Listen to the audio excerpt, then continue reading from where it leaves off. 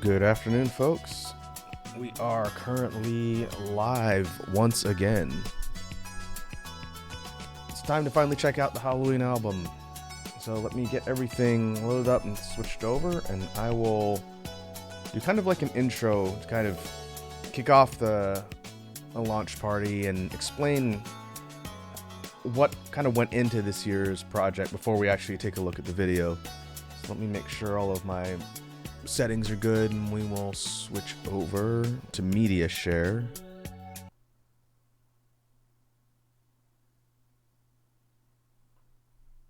Oh, let me add something real quick. I had this problem last time. Just in case someone raids, I need to add my element source so I can actually hear alerts. There we go. Now, if anything happens, it should be audible.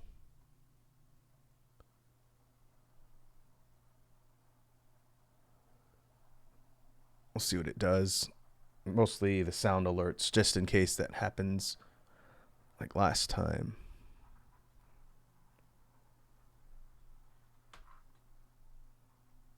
All right. I think audio and video is good.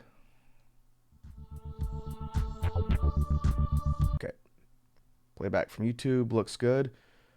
We will be, just like in previous streams, we'll be watching the video from YouTube. It's unlisted right now, but it'll be live as soon as the stream is done.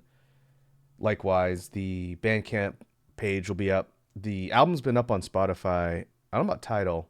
Spotify's been up since the weekend. So it's been there. Usually I'll try and submit stuff to streaming platforms a week in advance. That way it can be live by the time whenever the launch stream happens, and people could check it out in real time. But that means if you're following me on streaming platforms, you might actually be able to check out the releases a little bit early. And so we'll be looking at the video. This one's a little less than 30 minutes. And to kind of intro the project, since I've been talking about it off and on stream here up till release day, this particular project was in collaboration with another artist that I worked with last year for Halloween specifically. The artist's name is Rye, or Rye Loaf. And I will make sure their information, they're at for Twitter, and I think it's the same on Instagram. It'll be in the video description for this particular compilation when it goes live. And they did a good job. I'll kind of talk a little bit about what went into the concepting once we get through the first track. And I'll kind of break this down again later as people come and go.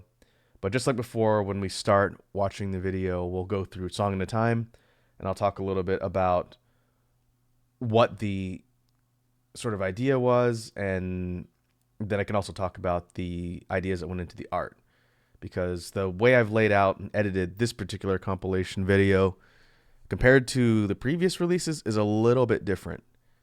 Usually we have like a static black background with the album art and maybe some concept art or other things that kind of pop in and out. This one is set up to be a bit more like a scene, so you'll see that when it goes live. But to kind of, again, intro what we were trying to do with this one, or specifically on the music side, this particular project was an interesting experiment. I think I've said before on stream that my favorite projects to work on each year are the Halloween ones, just because I get to experiment around with a lot of ideas. And they tend to be kind of a mix of kind of darker themes and just more unusual, as opposed to your straightforward electronic or higher energy dance stuff, or even the chill stuff that we do frequently as well. The Halloween ones are a chance for me to experiment with instrument ideas and themes and kind of use it as a testing ground for stuff that I'm experimenting around with when it comes to my loop and my synthesizer. So as a result, the kind of theming around this particular release is a bit more focused, and it'll make more sense as we watch the tracks, watch the videos, and listen to the songs. Last year's one was kind of cohesively based around a general plot and is more like a collection with an overarching kind of idea and storyline that we worked on. This year's one has a more specific story, and so the tracks are more connected and kind of thematically similar in certain ways. And I'll kind of explain what that means as we go. So I think what we'll do is we will let the intro start. We'll listen to the first track, which will kind of set the stage for what the project is, what the Lightbane Temple is supposed to be kind of representing, and the quote unquote story it's supposed to tell. So what we'll do is we will play the intro, we'll listen to the first track, and then we'll pause to talk about it because we'll get a chance to actually see not only the art that Rai did for the album art and what's going to be part of the video, but also the character-based art that I did, which I've got some thoughts about, and I'll explain how that stuff's going to work. So without any further ado, let us get started and jump into the Lightbane Temple.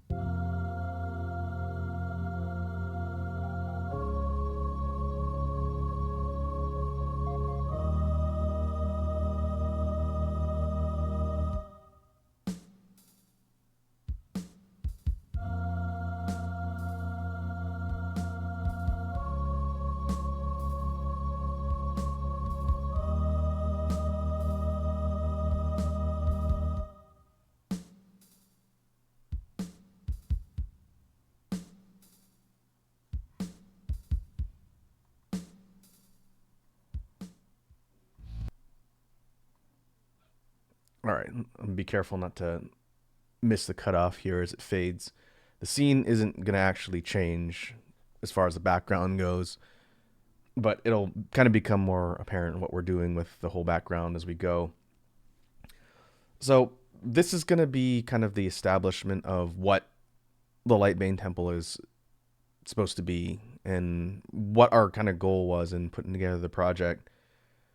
So to talk about it from the music side first, the first track is called From Ashes, and it is very different from a lot of other things that I've done, maybe outside of some of the stuff that was on the RPG albums. It's going to be pretty clear when you hear some of the stuff in here that there's a lot of influence from kind of like church organ choir type things, and I'll kind of explain the significance of that as we go. But the first track is meant to be kind of angelic sounding, and it's very kind of ethereal. It doesn't sound very like spooky. It doesn't sound very kind of dark and weird. And part of the reason for that is the overall kind of plot in quotes of the project itself. So we've talked a bit about it on and off stream when it comes to the concept work that I was doing, especially on drawing streams. If anyone watching this is tuned into those when we were doing sketches and concept work. So the story of the Lightbane Temple, to give people kind of some background as to what all this is and why we see a character on screen now. I wanted to tell a story roughly through the songs of a conflict. And I know last year's Halloween collection, it did talk about kind of a conflict with some factions or some things going on, but it was very loose and really kind of more of a string of collected things that were somewhat connected, but not really. I wanted to distill that a little bit more this year and actually kind of go into something that was going to be a bit more like a structured narrative. There's no words. These are all instrumental tracks like everything else we've done here for these releases. But it follows a bit of a progression, and I'll kind of explain as we go from track to track what my idea was in the progression, like where we are, what's supposed to be happening. But to set up the kind of established setting and the lore of what's going on, the Lightbane Temple tells the story of a war or a conflict between two large factions. So this is more concrete and more specific than what we did last year. The first faction that we've talked about on previous streams is called the Etherian Legion, and they are like a celestial, light-based of sorts faction. And as far as the lore, like where they're from or where they live, it's the to me it makes sense that they would be from some sort of like extra dimensional plane. It's not a matter of heaven versus earthly beings in this particular setting. I didn't really want to do just angels versus demons or angels versus humans or something like that, because I feel like it's been done a lot in a lot of media. So rather than have it established like these are messengers of God or a deity, they are from a celestial plane, but they're not aligned with any sort of like deific religion or anything like that. But they are very kind of angelic and kind of divine in their theming and style. So they are the first group that are established for the story here. The second group, which we'll be introduced to in the next song, are called the Natural Order. And they reside in the material plane, we consider the grounded mortal plane for the sake of this particular project. And they are a more natural, you could think pagan or druidic society, shamanistic. They worship kind of the old earth gods or their equivalent, and they are at odds with the Legion. So those are our two sides.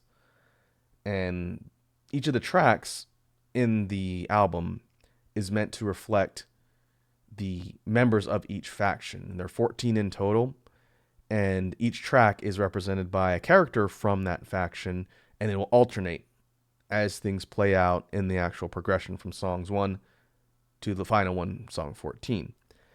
And so we start with the Legion, and the first character here, which I guess I'll give the names, but it doesn't really matter because there'll be kind of like an actual roll call at the very end of the video that shows the full character art. So the first character's name is Shero, and Shero is kind of an armored polearm wielding knight. And we'll see as the character portraits pop up the specific theming and ideas that went into designing each of the factions and each of the faction members. And so the first song, From Ashes, again, it sounds very kind of, I'm going to use the word churchy a lot, and I only mean that because it sounds similar to music you'd hear in like a church type setting. it was a lot of the inspiration for what I felt a divine or like celestial faction would kind of use as their theming. And the first song is meant to be sort of the intro. This is the establishment of the Legion as they are assembling in wherever they're from. I didn't give their home a name. I probably should have. But on the celestial plane, this is the gathering of the kind of quote unquote righteous army that's preparing to depart. And to give some kind of context, I think I talked a little bit about this before as well. But the Lightbane Temple itself, the name, which we see here on screen, which we'll talk about Rise art in a sec, the album title comes from the site of the natural order, where they live, where they gather and commune with the natural spirits. And so that is the site of the war. And what we're going to be establishing is the Legion is going to be traveling to wage war on the site of the temple because they know that's where they gather. And so this whole thing is meant to be epicentered at the Lightbane Temple itself. And that's become kind of like the site of this battlefield. And the first song is sort of the kind of fanfare and intro that represents the celestial forces getting ready to mobilize. And I thought a bit about what made sense as far as which characters to put where, and I kind of arranged them with some sort of idea, as you'll see as we go through the kind of progression here, why I decided to put this character here or why this track corresponds to this particular character. But Shero, as sort of like a forward commanding knight, seemed like a good person to match up with the intro. It's not a battle theme, but it's sort of establishing the gathering or the calm before a storm. And it seemed to fit. I didn't really have a good alternate that made sense there. So this character kind of runs in the problem of just being the first one to debut the project, but I think it works out okay. Now, as far as the art, since I did want to make sure and give props to Rye's work here, the style that they used is a bit of an extension from last year's album art for Blood Moon Rights, the Halloween project. It was kind of a mix of kind of a rendered and painterly shaded style.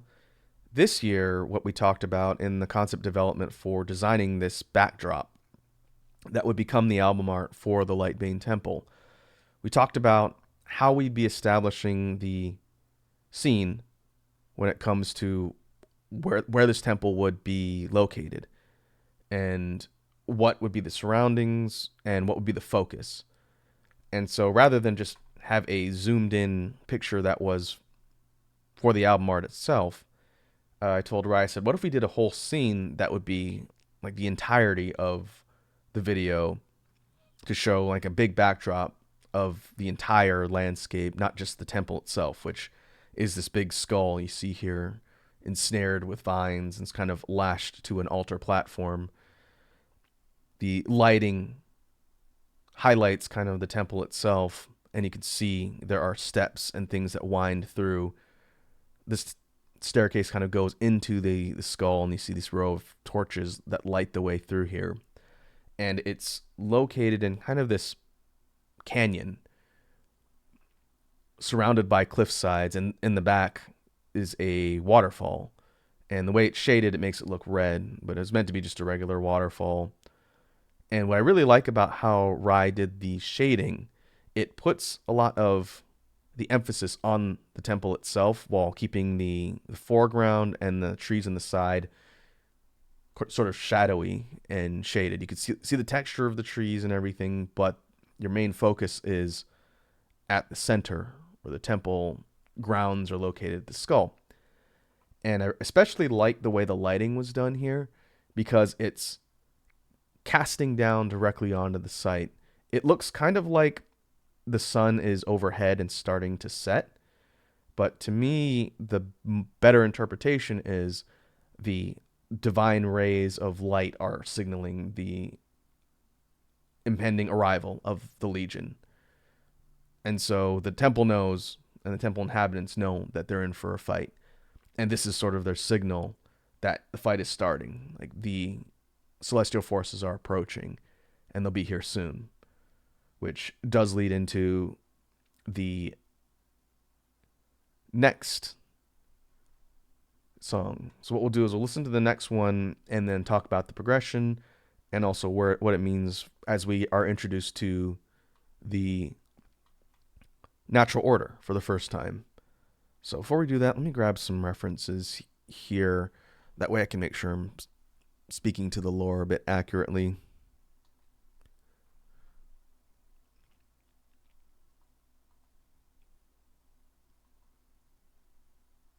Actually, no, I want my spreadsheet. I'm going to have to speak to their titles. I'll do it at the end.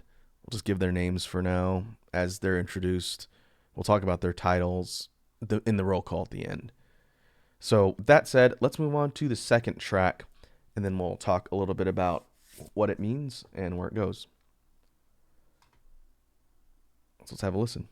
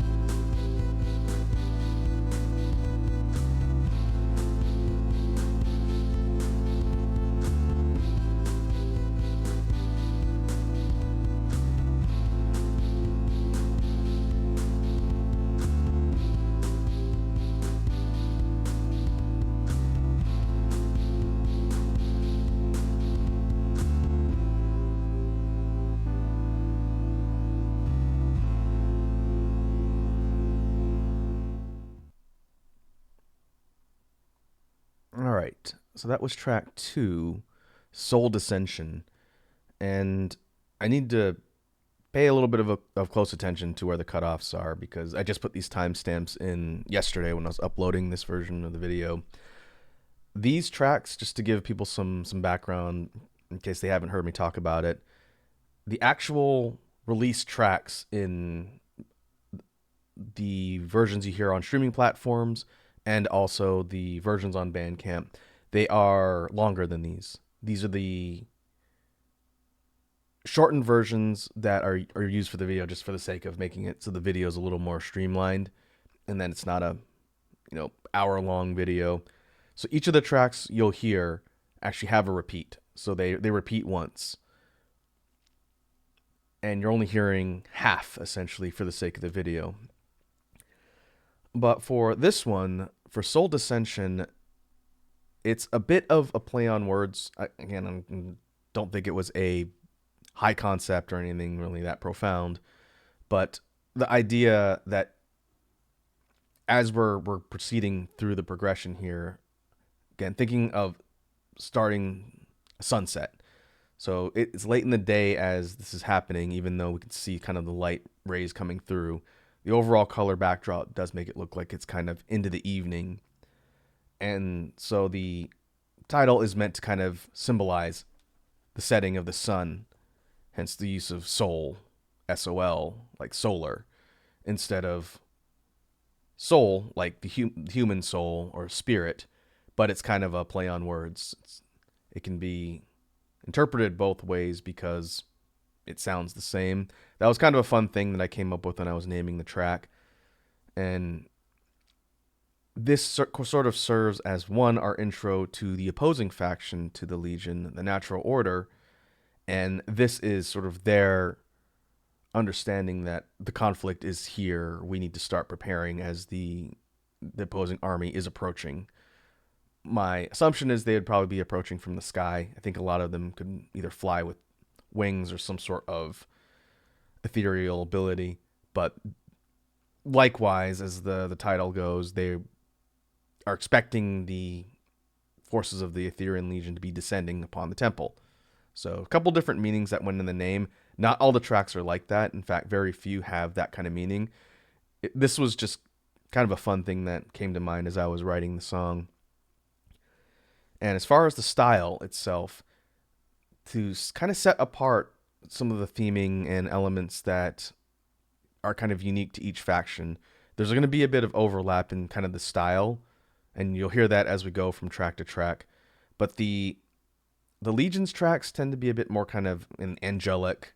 They sound kind of divine. There's a lot of choir, and it tends to be a little bit more subdued as far as the electrical instruments.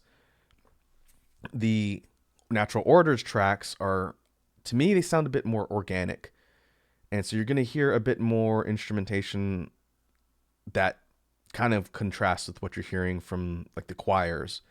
And again, the kind of churchy sound. I'll be using that term kind of a lot. And so first off, we get a much more faster paced song with Soul Dissension. It's got kind of a driving beat, almost kind of like an industrial type of rhythm. But the synth work on this one sounds a bit more kind of electronic. And that's going to be a theme as we go forward. Some of the tracks definitely depart and are a bit more distinct compared to others.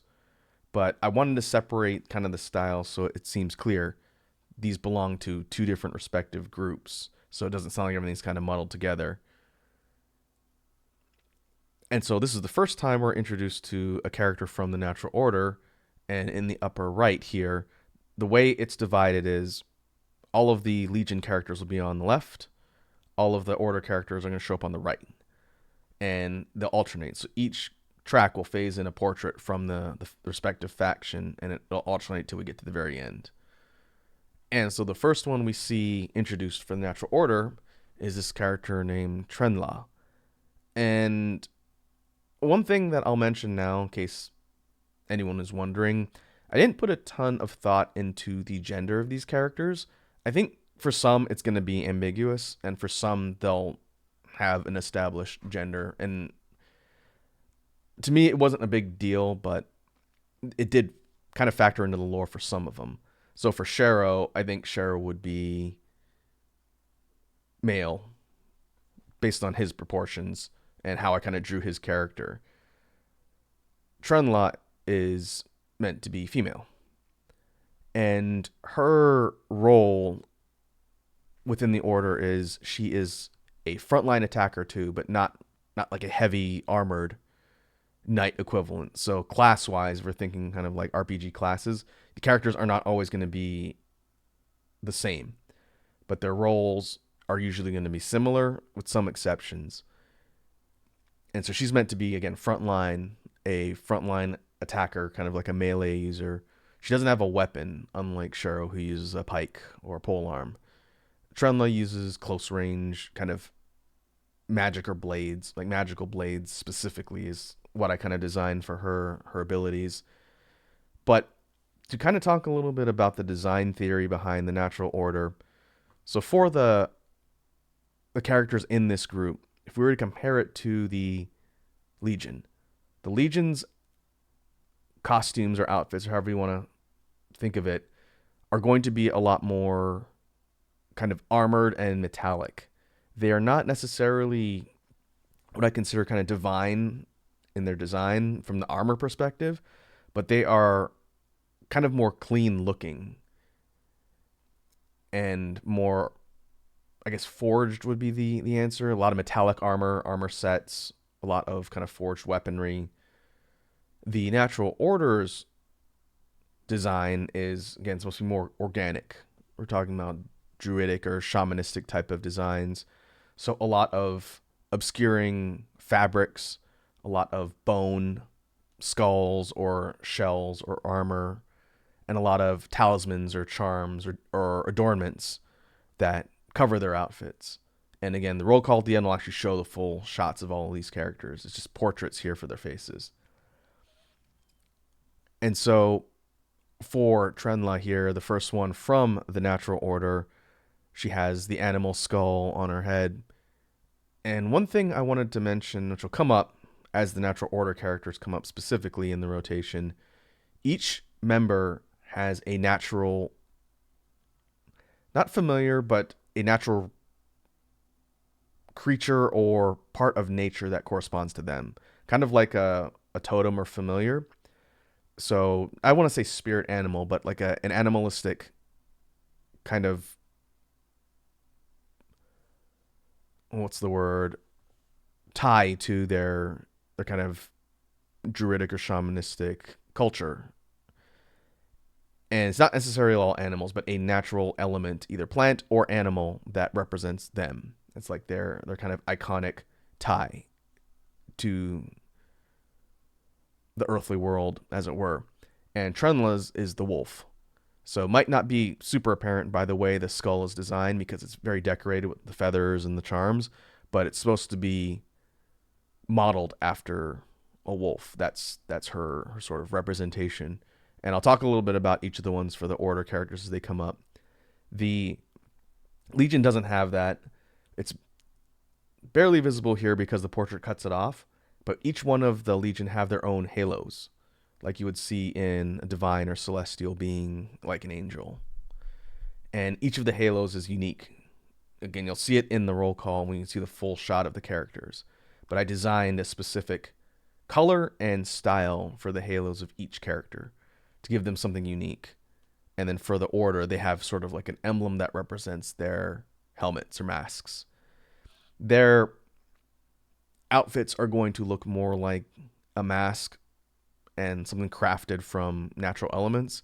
The Legion is going to look more like helmets or things that are forged, things that were created out of materials versus things that were purposed from things that were alive once. That's another thing that's going to be kind of distinct. And so now with all that kind of established from each side that's involved in this conflict, let's move on to the next track and see where we're going. Again, track 2, Soul Dissension. This is preparing for the arrival. Now, next up, we'll see what happens next, kind of in the quote-unquote story. So I'll skip ahead a little bit, and then we'll just do this.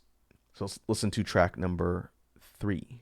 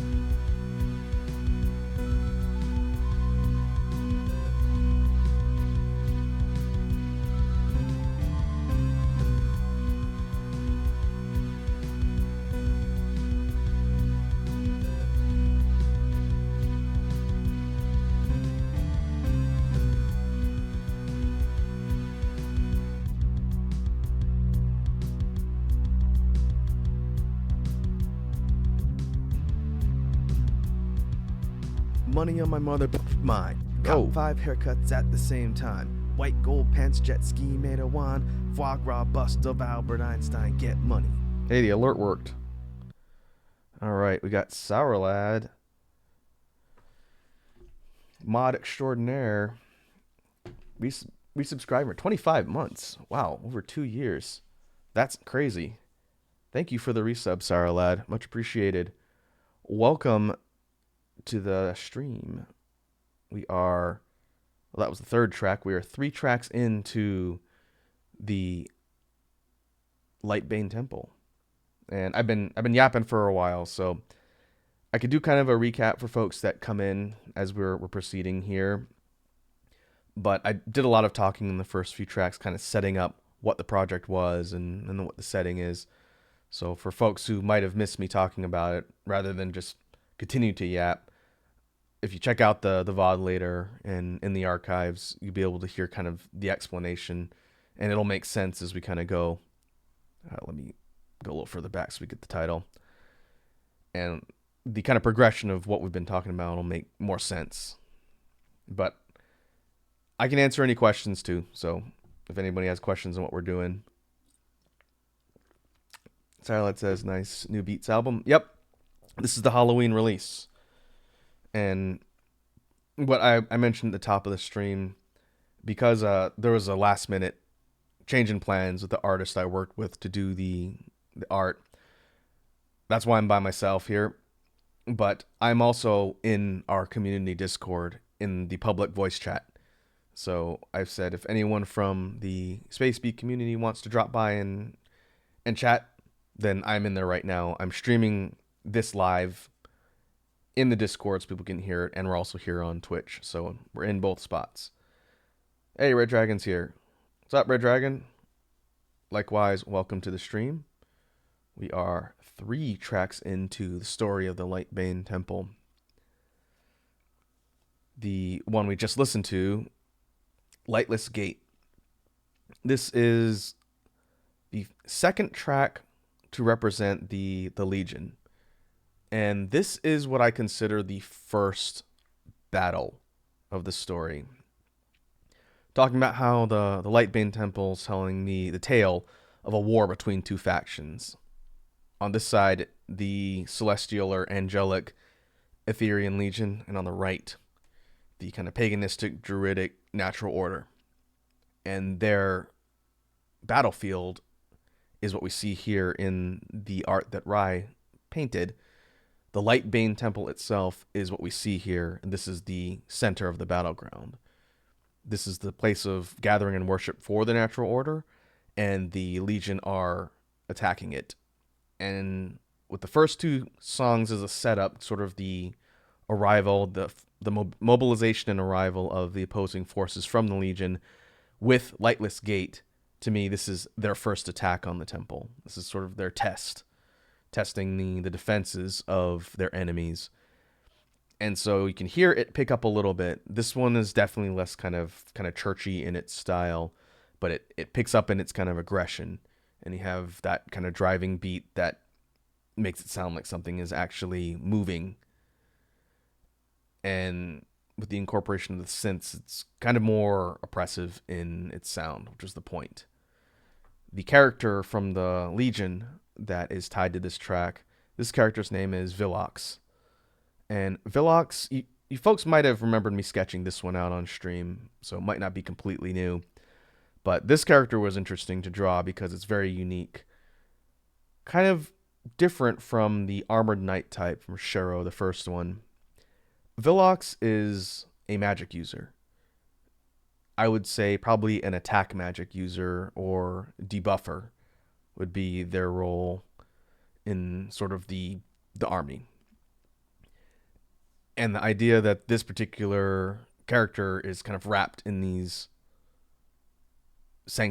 sanctified or enchanted bandages of sorts. Almost looks kind of like a mummy, but you can see all of the bits here with the different eyes, all the adornments. Kind of an interesting idea. It was fun to play around with the design elements for sketching that one out. But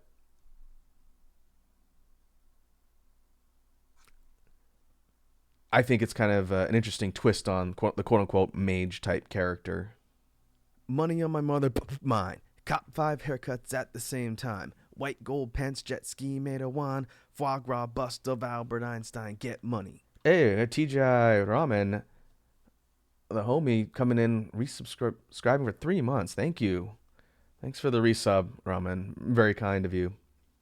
I hope you're doing well. And welcome to the stream. And Red Dragon says, sorry I'm late to the stream. I just woke up from a seizure. Oh, Jesus. I hope you're feeling better, man. I know we talked about you jumping on to talk, but if you're recovering, by all means, just relax and take it easy. Those are dangerous, so hopefully everything is okay now. But yeah, I hope you feel better.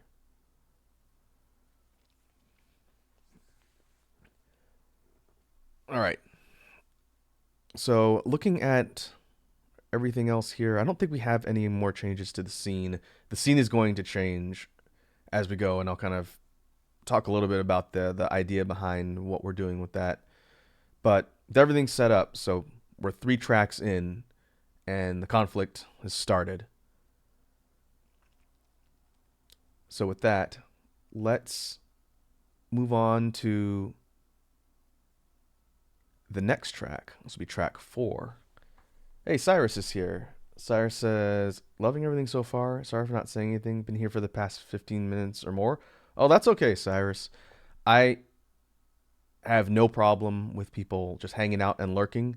You don't have to chat or say anything on the streams. I don't look at my stream attendee list unless, I have to go and like purge a bot or something.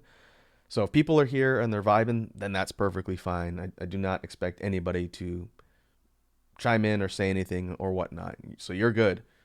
Uh, if you've been here for 15 minutes and you've been hearing me yap about the story and project, so yeah, no worries there. Okay, let's move on to track 4 and be introduced to the second member of the Natural Orders faction and see where we go from here. So again, Lightless Gate was the first battle as we get into the actual conflict here. Now let's see where it goes. And again, for folks who've come on to the stream recently and missed the first couple, the archive will be up. The VOD will be up here on Twitch as soon as we're done, and I'll be uploading it onto YouTube as well. So all of the stuff I talked about in the beginning to kind of establish the project, it'll be there if you want to go back and check it out. But let us move on. Track number 4 in the release.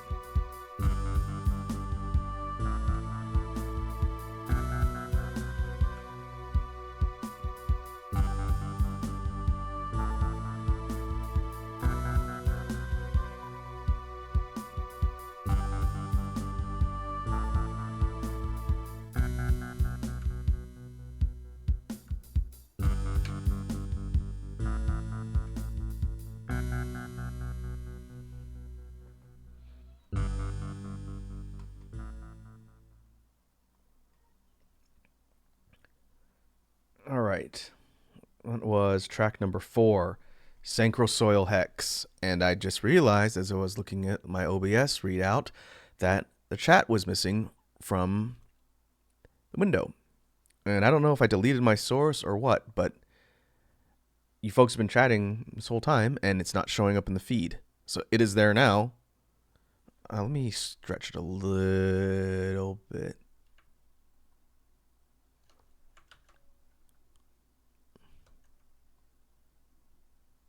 Move it over just a tad.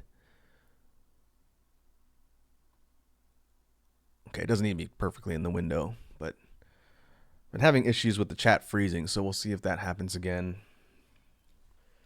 The Dragon says, "How goes the music?" Oh, it's going good, man. This is the 4th track that we're in so far, so we're still getting started. So a couple things of note for Synchro Soil Hex, track number 4. First off, this is the first change to the scene, and I know it's probably not super subtle now, but the way I kind of set this up as we proceed through the progression of tracks, the background is going to change very slightly. Specifically, the kind of setting is going to change and the color is going to change a bit. And it'll be kind of gradual, but you can see things starting to shift as we get closer to nightfall. And I talked to Rai a little bit. Our original vision was to have them animate changes to the scene that sort of come and go as the tracks play out. Due to timing, we weren't able to get that finished. So instead I said plan B will be to just do like color fades. And I did this myself. These are just some tweaks to the levels a little bit and some real simple Photoshop effects to create kind of like the glowing, like ethereal lights. Not supposed to be fireflies, just kind of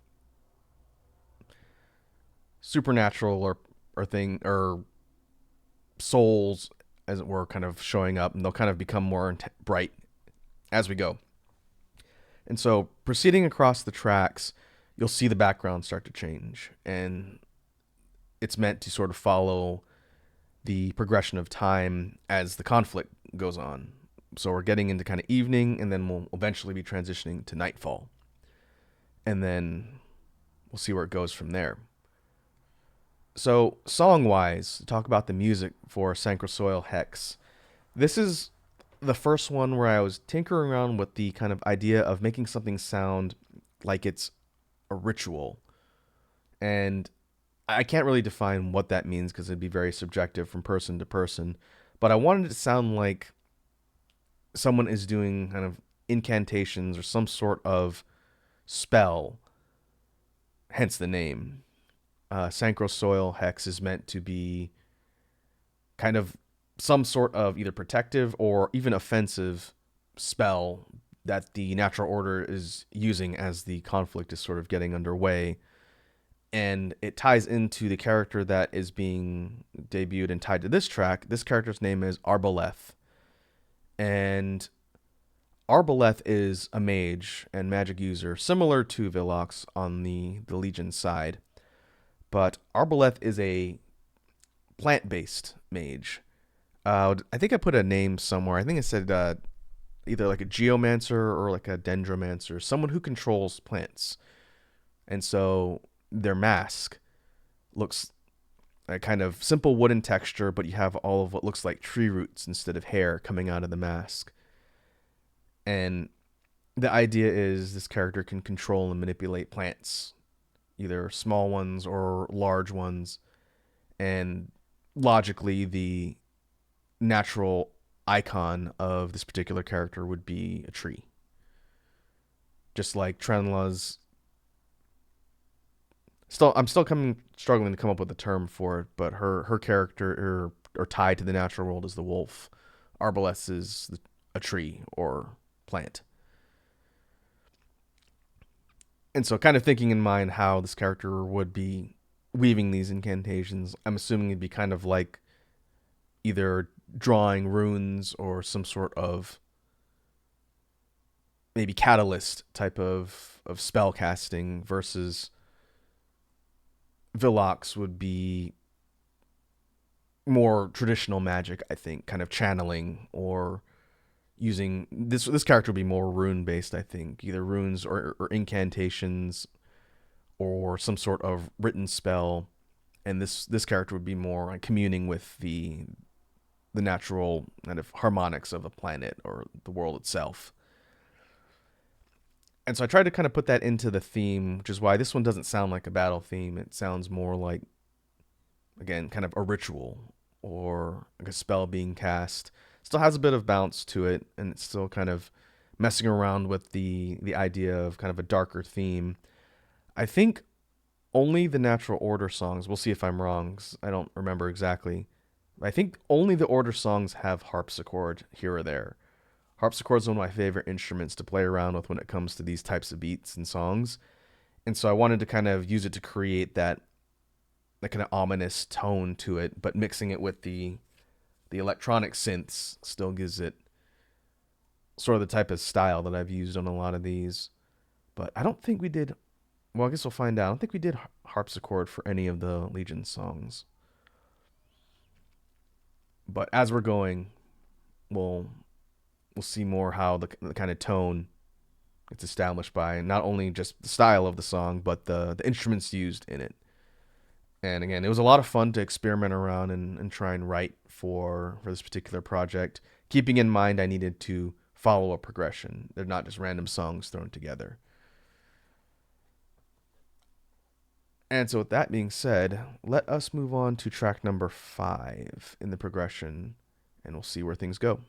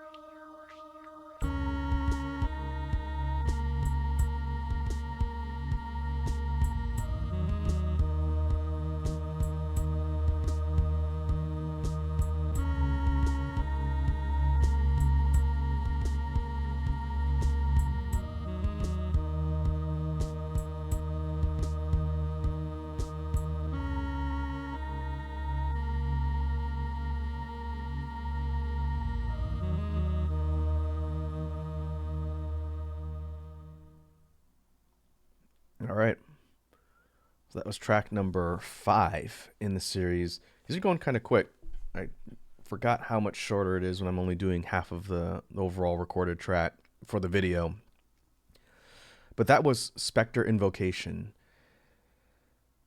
And so this one continues the idea of moving along in the conflict. To me, this one is still dealing with the actual battle. So there's fighting going on. But this is the Legion invoking whatever their kind of celestial or angelic energies are in order to counter what the Order was doing in the last song. And so it's not necessarily specific to an event so much as this is kind of them fighting back against this enemy that they know they're trying to beat. And the character here for this one, this is Geobraltus. And Geobraltus is, for all intents and purposes, the tank of the Etherean Legion. You'll see when we get to the end, and again, I'll mention it because it's been a little bit since a lot of people have jumped on. At the end of the video, there's going to be a roll call of all of the members of each faction, and you get to see their full art. These portraits are just here to kind of introduce them as the story goes on, but at the end of the video, there's actually the fully drawn out art, and these were all done by me.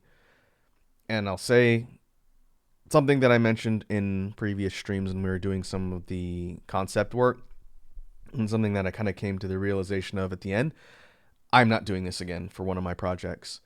It was fun coming up with all the ideas, but drawing 14 characters in a few months, which, if I was a dedicated artist doing nothing but drawing, it wouldn't be hard. But between all the other stuff that I had to do, the music and all the other things we do on stream here, drawing 14 fully fleshed out characters and an instance of their decorative elements like the angelic halos, which are all different for the Legion characters, and then the emblems for the natural order. That was a lot of work. I'm not doing that again. Next time I have a project of this magnitude, I'm going to commission either an artist or more artists to do that. One, because I'm sure there are other artists out there that can do this better than me. And two, it took a lot of time. I think the results are good. I'm happy with how things turned out, but I was sweating a little bit as we got into September, and I was trying to finish up the last few.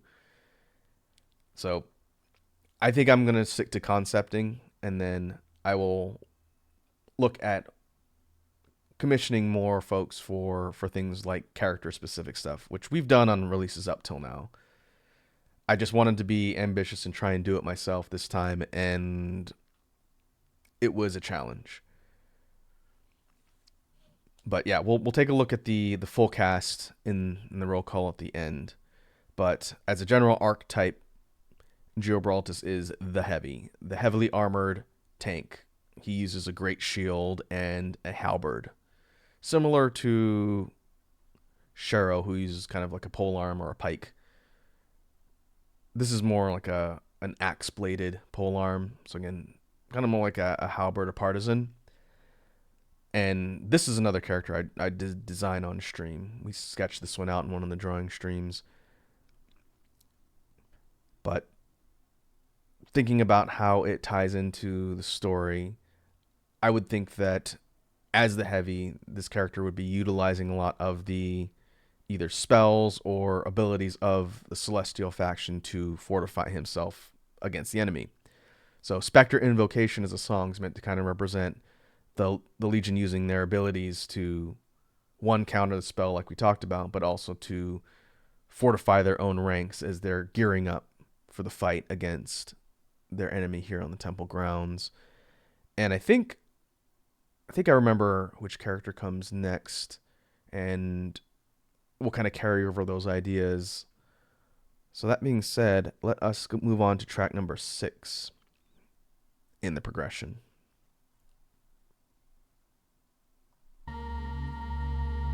Also of note I guess I need to talk about the music itself quickly here.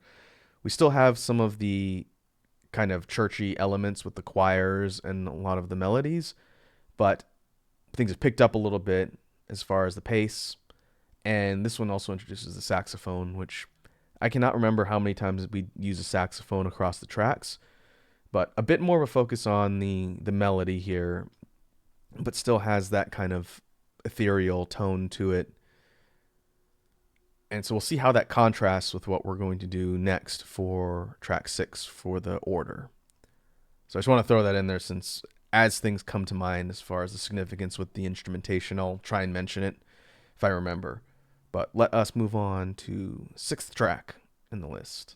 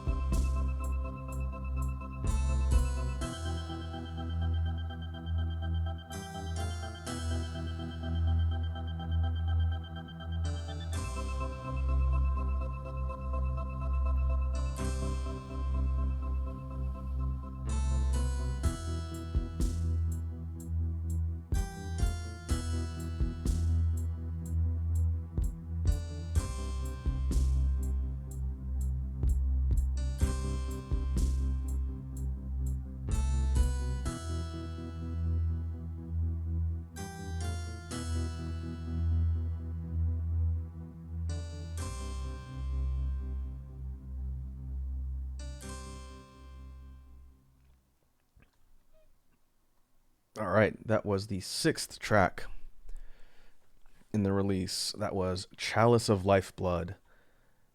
And I kind of forgot because I didn't listen to these tracks in the release's entirety before today. I've been doing sound tests and everything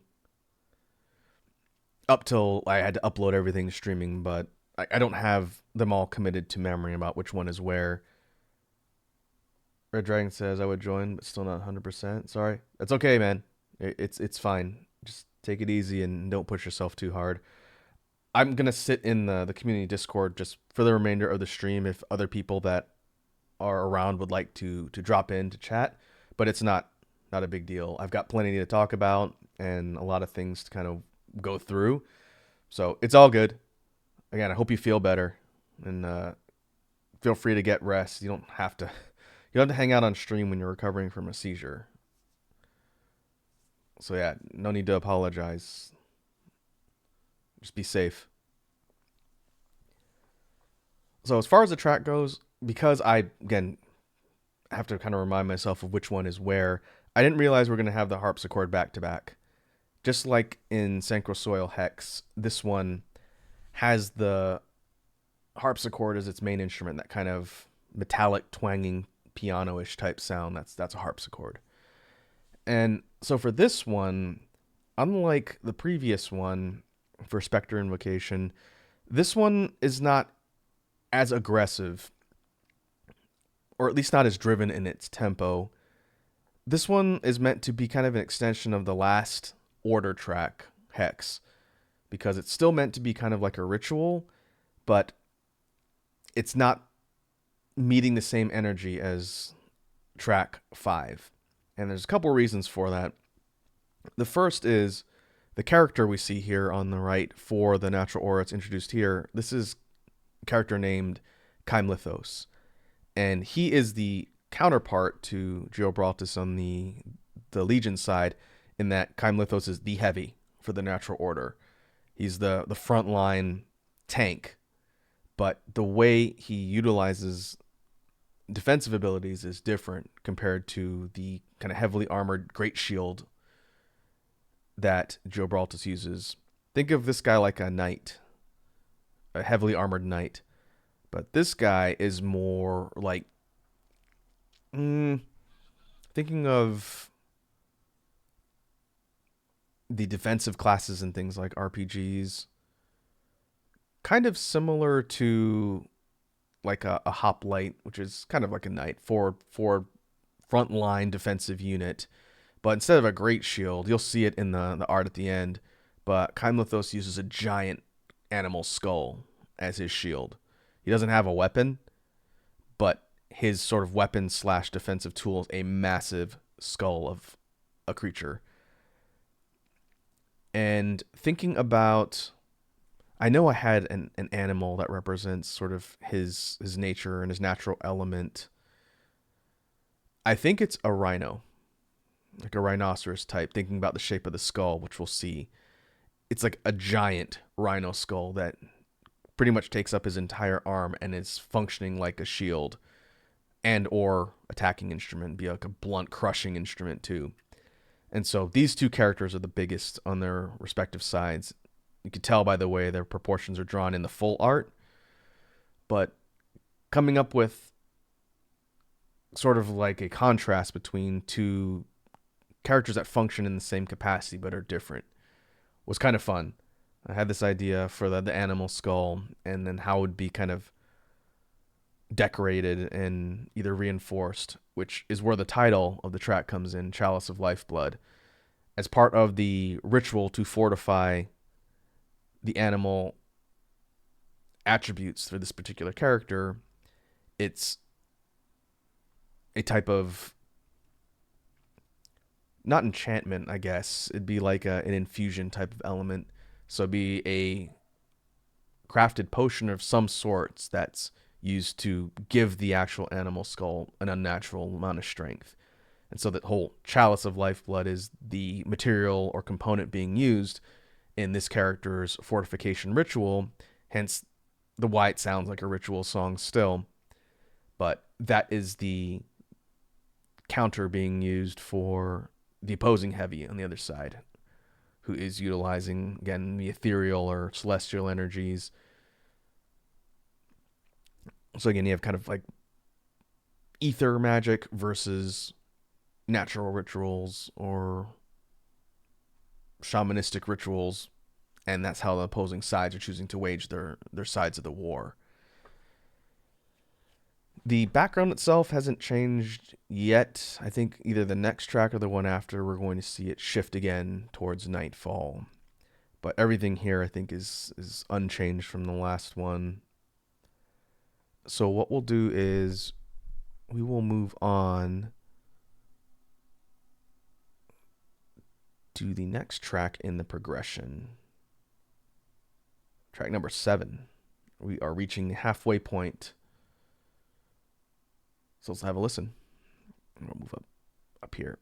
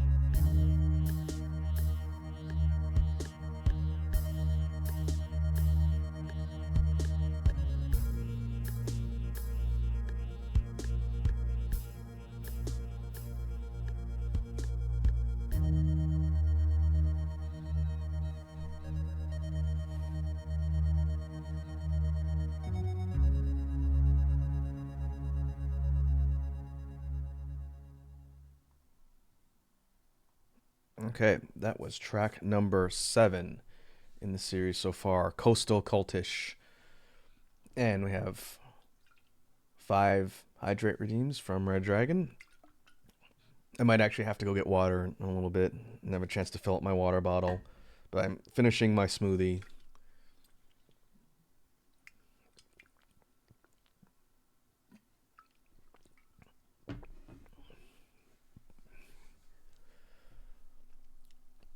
Just of note, folks might have noticed when they jumped on stream, because I was expecting that I might have other people on here as potential co-hosts and to not jam up the flow of the stream. The majority of the specific redeems I normally have are off, like I usually do for collabs.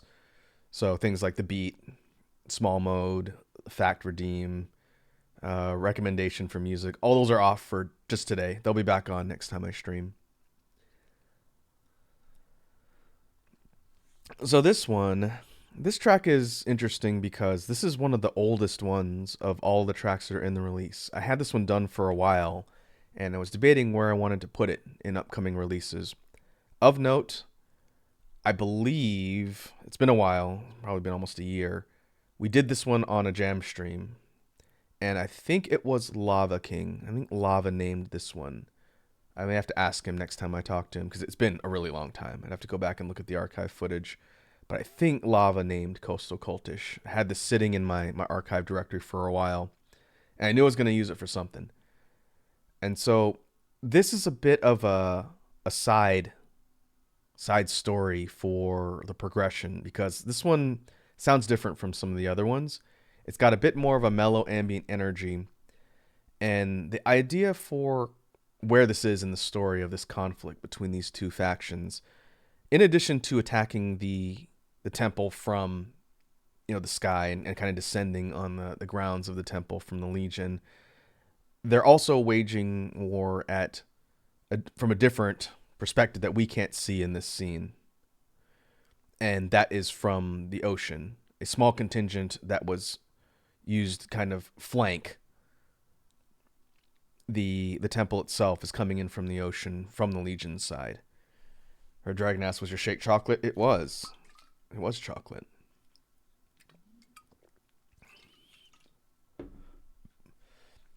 You'll just have to guess lucky when it's not. It's the easiest flavor to drink of the smoothie mix that I use, but it's the one I go through the fastest as a result, so I always have to buy more, like every month. But yeah, this is a slight tangent as a contingent of the Legion's forces are attacking the temple from the ocean.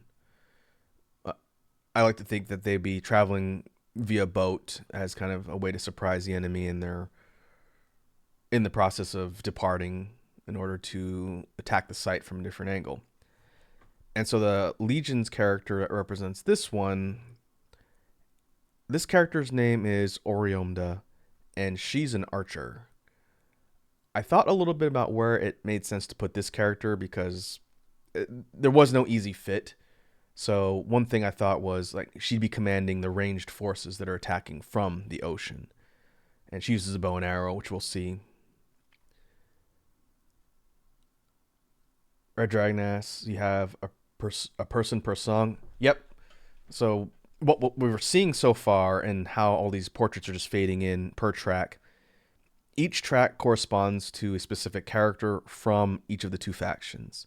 And we're going kind of left to right, top to bottom. That makes sense. It's kind of bouncing between now that I think about it. So we started up here in the upper left with Shero, and we went 1, 2, 3, 4, 5, 6, 7. So we're kind of ping-ponging back and forth. And so each character from the faction has their own track, and I tried to tie it into what I envisioned for the lore, what's happening in the actual quote-unquote story. And it's not always going to be exact, but I tried to tie it all together so it makes sense. And so the first kind of ranged attacker we see, Oriomda, would be commander of the naval fleet and also the commander of like ranged attackers. So she would be in charge of the archery battalion. So I would think as they're approaching the temple site from the water, they would be attacking the site with volleys of arrows and ranged bombardment. And that'd be kind of the reason why they chose to do that, while the rest of the Legion is attacking from head on. So as we're looking at the scene here, it's like we're looking through a forest towards the temple grounds, but leading up to the forest, I like to think to be the coastline. Or if we think about the perspective from behind, it wouldn't make sense for an ocean. It could be an inlet feeding a waterfall. It could be the opposite direction too. The battle could be going on back here on this track. It's kind of open to interpretation. But I wanted to kind of give the option for people to sort of interpret how they want. But Coastal Cultish is kind of a different tone, but I did like the track and I wanted to fit it in here. So again, shout outs to, I believe it was Lava who named this one. I think this is the only one from Stream that was named for the project. But from here, we will see where the conflict goes, because I do not remember who the next order character is in the progression. So what we can do is move on to track 8 and see who the next one is. Also of note, before we move on, we're now getting the Nightfall transition. It's not completed yet, but by the time we get to the next one, the background will have shifted to a darker tone for Nightfall. So that's the second major shift to the background, and we'll see where it goes from there. So now let's check out track number 8. Here's kind of the full transition, I think. Might go a little darker.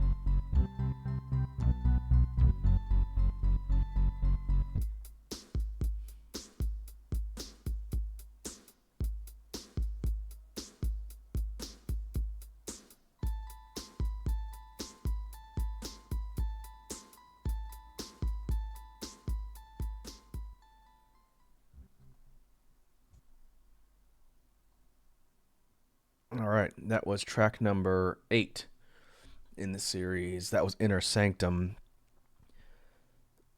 And so this one I did earlier on as I was writing the tracks for this particular release, and I knew I wanted to have one that sort of sounded like this, but I didn't know how it was going to fit into the overall progression because I didn't even have a storyline at that point. But this one sounds kind of like a theme you'd hear in a video game inside a temple. So I can't exactly explain why. I think it's kind of the combination of instruments. That twanging instrument you hear for the majority of the melody, I believe, is a sitar. But it sounds like something you'd hear inside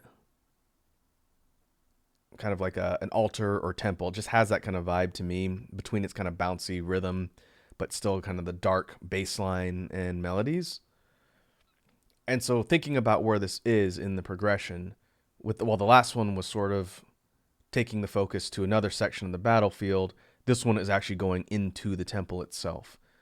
So to me, we are following attacking forces as they go into the actual temple site proper to try and attack the members of the natural order. And so it ties into the character that's featured on this one. This is Enoki. Another one that you folks might have seen me sketching out ideas for on stream. This particular character, and I sort of collectively came up with this idea talking with Pups. Early on, we were on a call just doing some brainstorming, and I was bouncing some ideas off of them as I was coming up with some ideas for characters in each of the factions. And I said, what if I took like a mushroom and tried to find a way to factor that into a character design? The initial idea that I sort of moved away from after I worked on it for a bit was like a wandering samurai. So the mushroom cap hat would be kind of like those wide brim hats you see on characters like Yojimbo and like the wandering Ronin. And I thought that was kind of cool, but I didn't want to have a bunch of sword users. So I changed the idea around a little bit to make Enoki another type of caster. So he's not a typical mage like these other two up here are. Instead, and I don't know if this is like an actual term as far as character classes go, but I'm calling it a mycomancer, like mycology for study of mushrooms or fungi. And so all of his abilities are the manipulation of fungi itself. So spores that can either debilitate or trap people, or the actual manipulation of mushrooms themselves. Maybe even familiar use, kind of like your Dark Souls mushroom people. So things that can attack that way. But kind of an unusual concept for a caster type unit. But I thought the concept was fun. And so likewise, his natural icon would be a mushroom. I think it'd probably be like a death cap mushroom, something dangerous. But the overall design was fun because you have the broad kind of mushroom cap, and then the face itself is wrapped. You can't see any of the faces of actually any of these characters, but the natural order specifically. Their faces and most of their bodies are completely concealed or wrapped up. Just like the legion's bodies are either armored or protected by something that obscures what they look like underneath. Same thing with the order. And so I like to think the things on top of the mushroom cap itself would either be some sort of spore storage system or even something that helps Enoki see. And it's a little bit of a pun. We talked about plays on words. I chose Enoki because it's a type of mushroom. It's a type of edible mushroom. I think it's spelled that way. I got that pronunciation and spelling specifically because I wanted that to be a reference. Yeah, Enoki mushrooms. Those are delicious, by the way. But the idea of having a caster character that manipulates mushroom-based weaponry, I think, is kind of interesting. He wields a staff. You'll see it in the full character art at the end. And I changed that from a sword since, again, didn't want to go for a bunch of sword users. There's a couple, but this was a more unique concept. So again, shouts to Pups for helping me define that idea better. It was kind of fun to use, and I thought track wise, pairing this character with the sort of interior defense of the temple made sense. So this guy is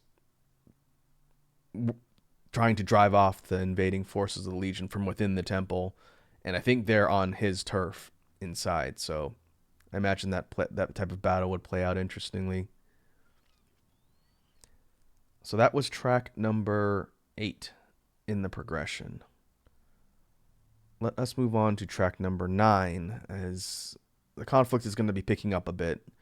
We're going to see kind of more battle-related things as we go. So with that said, let's check out track number 9. Red Dragon asks, how many do you have in total? 14. So we're in the last quarter or so of tracks. 7 and 7. 7 characters from each faction, 14 total. That being said, let's check out track number 9.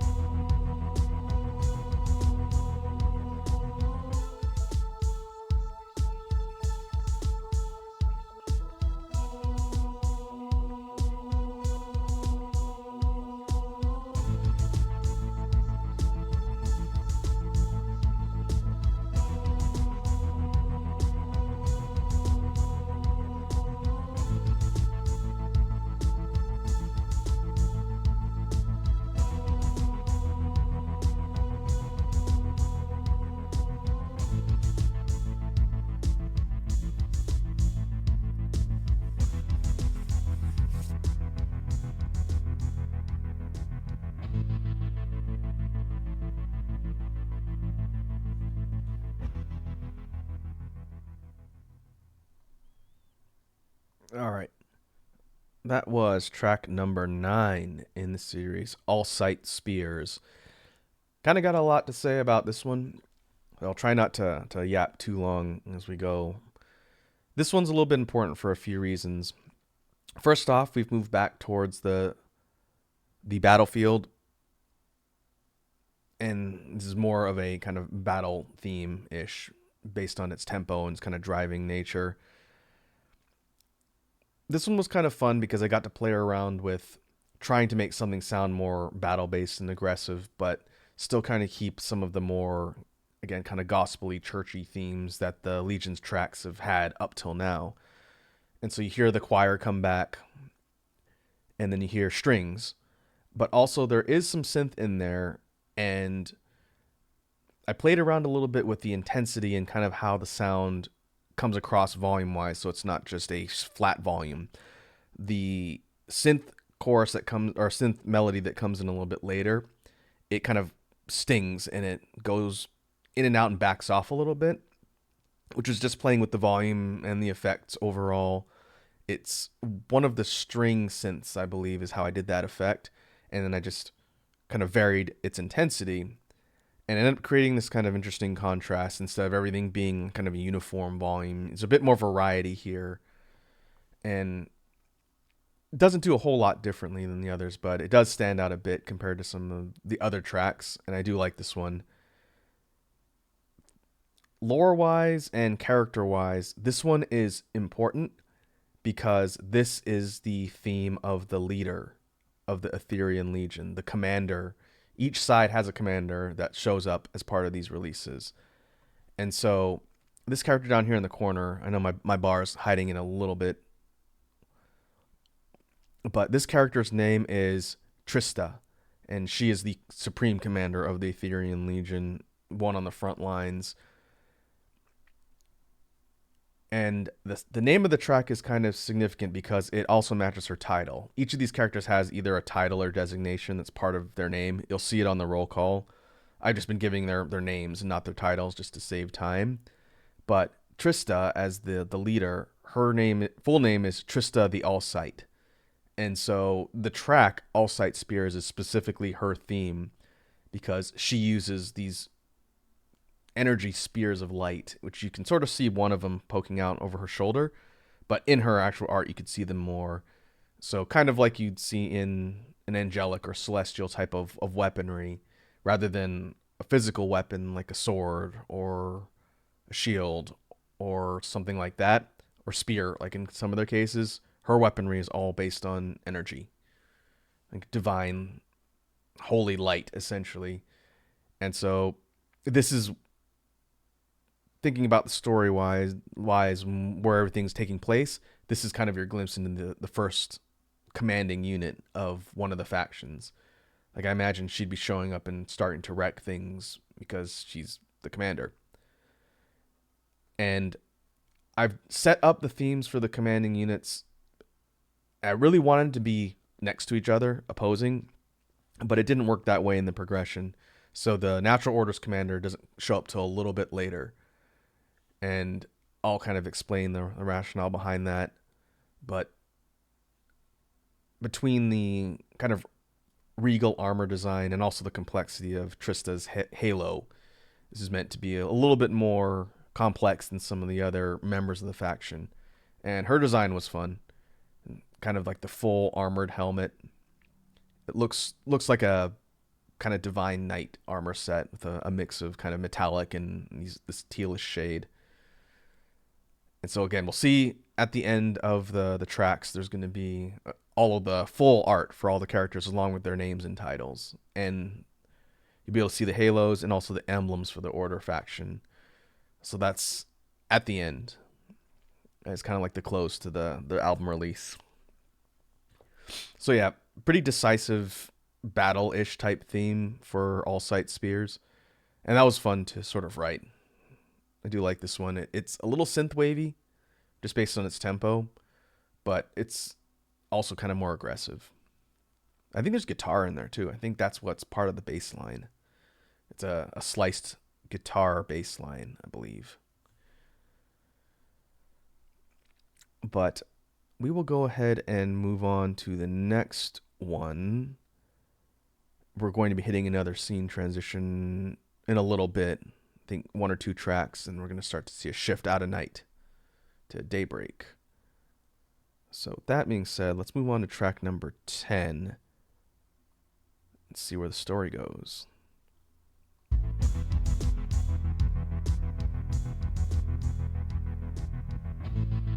Yeah, that's a sliced low-end guitar instrument that's creating the bass line there.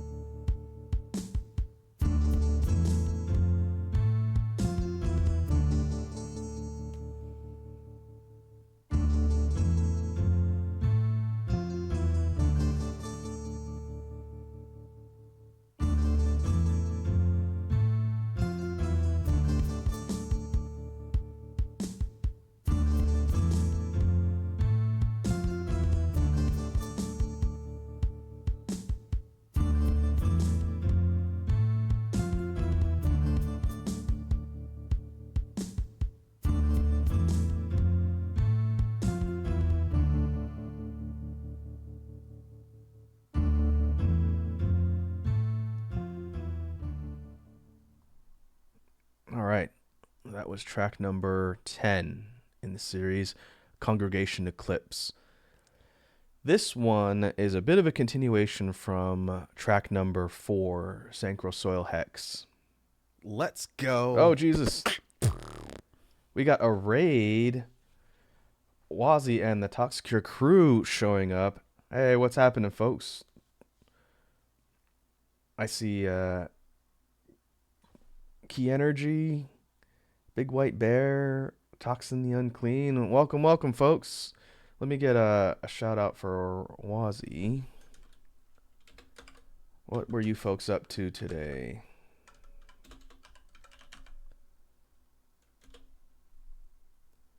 Oh, Cult of the Lamb, huh? I'm sure no crewmates were sacrificed for the Cult of the Dinky. Welcome, folks. So kind of you to drop by. We are checking out the latest BGM release. This is the Lightbane Temple, and I've been talking with chat about all of the lore and stuff that went into the music and then the art for the project itself. So for those of you who don't know me, my name is Raku. I'm supposedly a VTuber, and I do a mix of gaming, art, and music stuff on stream. And these music releases, which come out periodically throughout the year, are royalty-free BGM assets for fellow content creators like streamers, YouTubers, etc. And so after these projects get released and posted on streaming platforms, my work can be found on Spotify and on Tidal, as well as YouTube and then Bandcamp. They are free to use for people who need music. And so this year's project for Halloween centers around the story of a war between two factions, which we are seeing on screen here right now. And on the stream so far, we've been talking about what that lore and story is and how everything is led up to where we're at. We're on track number 10 of 14. So even though you folks are coming in towards the later end, if you want to see what we talked about before with all the different tracks, then the VOD will be up after the stream's over and will also be over on my YouTube channel. So if you feel so compelled to check out the other stuff I've worked on, feel free to swing by those places and see. But yeah, I hope the culting of the lambing went well. Steve is dead says you could be wrong about no sacrifices. I would expect sacrifices. I don't know if I still have a character in Wazzy's cult, but I'm pretty sure when I was in there, she had me like cleaning the latrines or something. Oh, also thank you, Red Dragon, for shouting out the Bandcamp. So all my music releases are over there on Bandcamp. If you need the audio files to use for content, you can download the tracks for free just by putting $0 in the field. You don't have to pay anything. They're up there just in case people need the raw audio files for stuff. Else, you can find them on streaming services too. And permission-wise, you don't need to ask my permission to use my music. I would say if you're putting it in content or using it on places like streams and whatnot, if you're able to drop me a credit for the songs, that would be awesome. But you don't have to ask me or DM me and ask to use my stuff. It's meant to be royalty-free assets. And there should be copyright claims on YouTube. I did not get any flags for hits on this video for this particular release. But one disclaimer I throw out to folks who might not have heard me talk about it before. If you ever use my stuff in your content or on stream and you get a copyright claim, reach out to me as quickly as you can. Let me know either on Twitter, on YouTube, or I'm in the Toxicure Discord too. I lurk around there. I pop in every once in a while, but I'm there. Just let me know if you get a copyright claim on something that I've made, because it means it's bogus. I don't have any of my BGM stuff copyrighted. So if someone's claiming it, it means someone's trying to take my work, and that's whack. So just let me know if that comes up. But other than that, stuff's out there. Feel free to use it. Okay, so we just listened to track 10, Congregation Eclipse. And thinking about where this is in the progression as this war between these two factions plays out, this to me is kind of a sidebar track, just like Coastal Cultish was a couple of tracks ago. With the forces of the Ethereal Legion, sort of celestial faction we see on the left, with them attacking the Lightbane Temple itself, the temple members and the Order faction are trying to repel them, to get them off of their home turf, to take the fight outside the temple. And so this to me sounds like another ritual based song, but unlike Sacred Soil Hex up here on track 4, this one would be a ritual of repulsion, trying to force the attackers out of the temple so that they can get pushed back and the order can regain some of their momentum. And rather than have the character featured here be the one casting, I thought it'd be a little more interesting if that character is the one defending the casting party, or the ones who are creating this ritual. So this character here, his name is Ulrak, and he is a melee attacker, kind of similar to Trenla up here, but he uses dual blades, and he's a frontline, again, in-your-face melee attacker. So for this song, while the ritual is going on and they're trying to cast the spell to kick these attackers out of the temple, Ulrak and his forces are defending the casters. And I imagine they're using the actual grounds of the temple and anything in their surroundings to attack. He's kind of like a stealth attacker of sorts. You'll see in his design later. But emphasis on kind of speed and agility as opposed to the heavies like Keimlithos up here. And Ulrak's animal or natural spirit that's tied to him is the falcon. It's in the corner here. My bar is kind of hiding in a little bit for these bottom two, but the mask for this character is based around a bird. And all of the characters in the natural order are either based on an animal or some sort of plant. We have the wolf, like a tree or a tree spirit, a rhino, a mushroom, and then the falcon. And designing this one was interesting because I again played around with this on the drawing stream. You folks might have seen, had this concept sketched out, and I imagined it'd be kind of like a bone mask with some horns that are kind of tied or secured around. So you have kind of like a horned bird type look with like a mane of feathers. This isn't hair. None of these characters have visible hair, I don't think. And so you have either plumage or something for the kind of orange parts of the mask itself.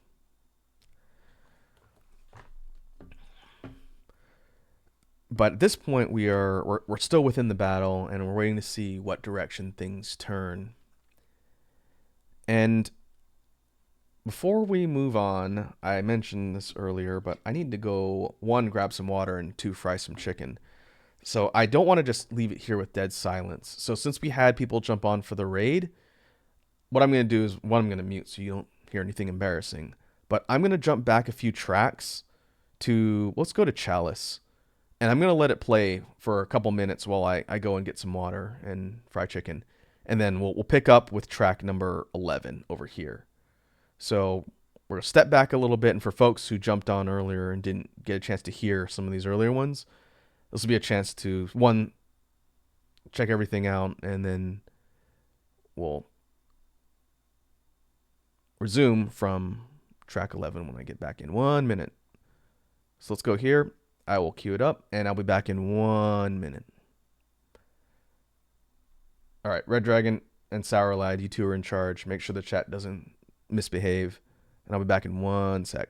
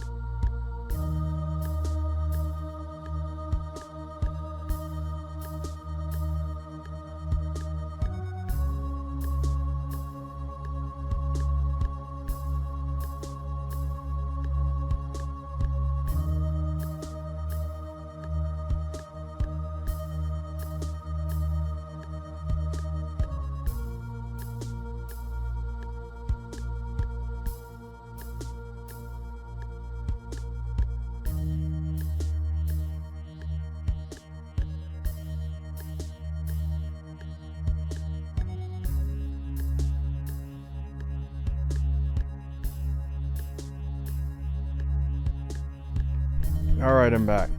Oh, I see Sarlet had to take off. Steve says he's back. Now we can riot. You can riot anytime you want. You just might get put in jail. Alright.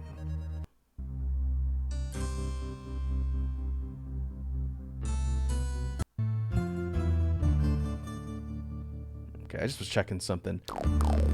Chalice of Lifeblood and Congregation Eclipse are kind of similar songs because they're meant to be similar in that kind of ritual idea. Never really realized that. Hey, thanks for the follow. Steve is dead. Much appreciated. Hope you enjoy your stay amongst the space bees. In fact, because I always forget, let me put the Discord link as well. I always forget whenever we get new folks, new friends joining the stream. If you feel so inclined to join the Discord, you're going to recognize a lot of people from the crew because a lot of folks are hanging out there as well. But feel free to drop by. We'll have a pretty chill time there. It's also a good place to keep up on updates for stuff I'm working on. So music projects and the like are all there. Well, feel free to drop by, folks who came by with the raid. I always forget. Red Dragon says, what chicken did you get? It was Cajun chicken. Now I'm hungry. I got to think about dinner soon. But we've got to get through the stream first. I was thinking about ordering Indian tonight. I haven't had Indian food in a while. Could use something spicy. Okay, so let me make sure we're back up to where we left off. A dragon says I did order pizza. Hey, nothing wrong with pizza. I haven't had pizza in a while. I've been making it myself using that low carb recipe that we talked about on stream. Haven't had like Domino's mainstream pizza in quite a while. But don't tempt me. I'm trying to be good. Okay, so we talked about the ritual of repulsion in Congregation Eclipse. Next up, we have track number 11. Dragon says I didn't get to eat it. Oh, well, hopefully it didn't go to waste.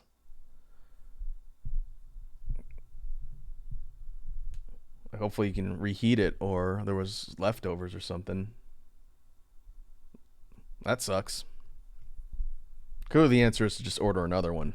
Well, I think it's kind of late where you're at, though, so that might be tough. Okay, moving on. Track number 11 of 14. Let us see where the story goes.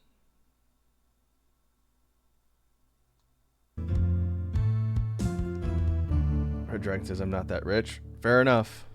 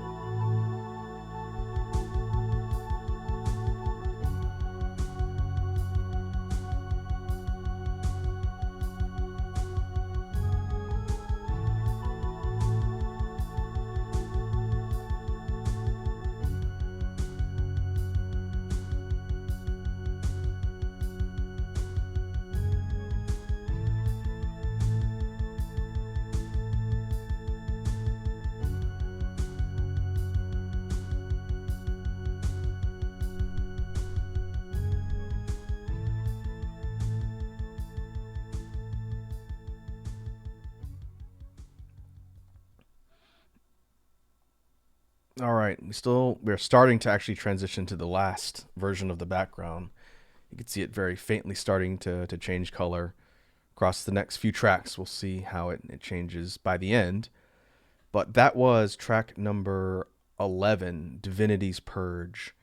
This one is probably one of the more aggressive or oppressive songs in the ones that correspond to the Legion here on the left.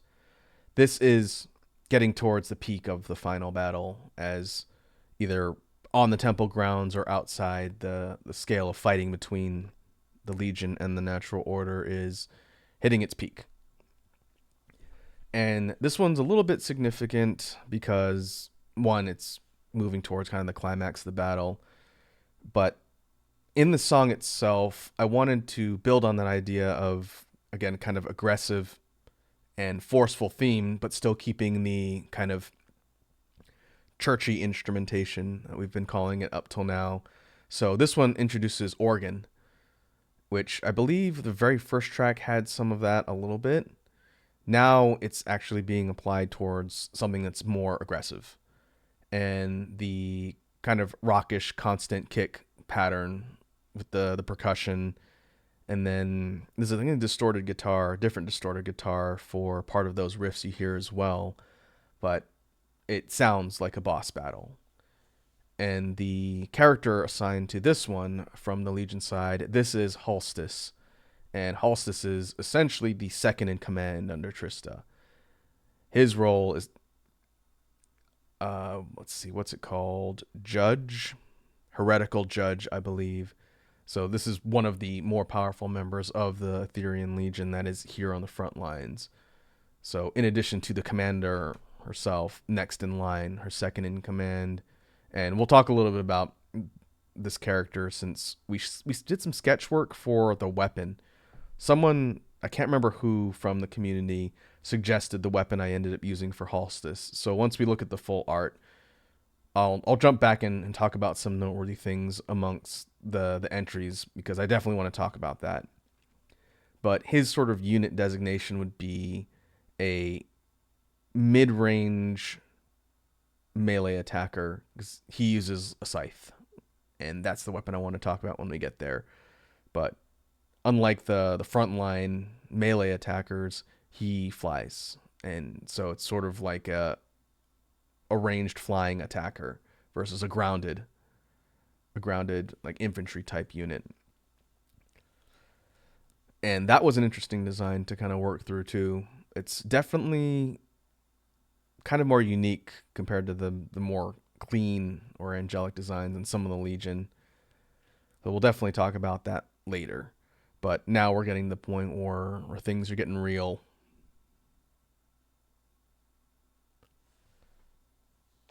Red Dragon says, I think it was me who said that weapon. Were you the one that suggested the weapon made out of wings? The scythe made out of wings? Because that's what ended up being used for that one. I think you were there. We were talking about it a bit. Okay, so that was you? All right, well, we'll talk about that one when we get there so you can actually see what it looks like, and I can explain how the concept works. It ended up turning out really neat, so shout-outs to Red Dragon for suggesting that. We did, on some of the drawing streams, have kind of like a collective brainstorming. Oh, you were there? Yeah, if I don't remember. It might have been you or one of our other Space Bees that mentioned it. But yeah, it ended up being kind of a cool design to play around with. So we'll get there after we look at the cast roll call at the end. And so here, track 11, Final Battle's picking up. What we can do is move on to track 12 of 14, and we will see how the conflict escalates.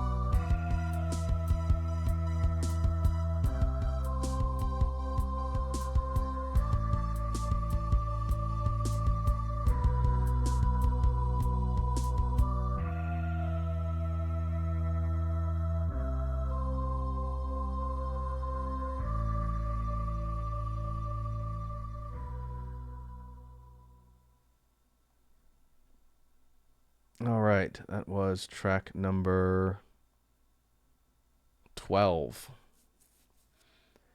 Beyond Bloodlines. And so this track is significant for a few reasons. One, this is the last battle track. This is the final song of the conflict itself, the fighting between these two.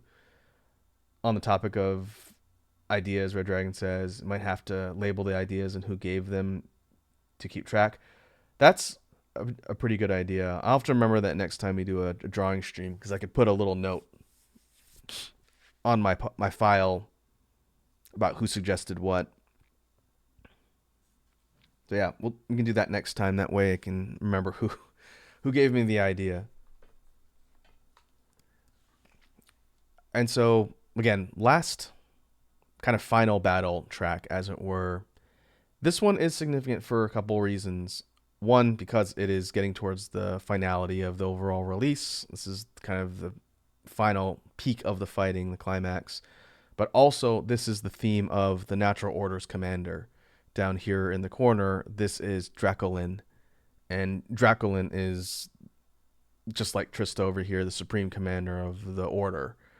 And his design, it's a little bit tough to see, but he has the most kind of like regal looking armor of all of the Order. A lot of their outfits tend to be kind of robe or obscuring with like a lot of layers of fabric and some armor. Dracolin looks very heavily armored, and he uses a great sword. He's a great sword jawbone, kind of inspired by Monster Hunter. It's the upper jaw of a creature, and all of the teeth and fangs are the edge. So you'll see that in the roll call at the end. But I think it's interesting to have him paired up against Halstis, just because this is where the fight is going. I don't know where the actual Legion's commander is. I'm assuming she's somewhere out in the field too. But these two are essentially squaring off here, and I guess the heads will face each other at the end. Or will they? I do have kind of an idea of how the conflict ends. We'll talk about it across the next couple tracks. But also of note, since each of these characters has either a plant or an animal natural element tied to them, Dracolin's creature is the bull. Might be a little bit tough to see from a side view, but these are kind of supposed to be sloping like horns on a steer. And they're decorated with these adornments and charms. It was a fun design to kind of work with. I drew some inspiration from Monster Hunter for that one for sure. But track itself, Beyond Bloodlines, is fun. It's one of my favorites from the entire album. And I think it's because this one surprised me a little when I wrote it initially. I wanted there to be kind of an aggressive final battle song, but I wrote this one very close to the end. This was one of the last ones I did and recorded to put in the release. And I ended up having to move some other ones around because I wanted to make this one the kind of final battle track.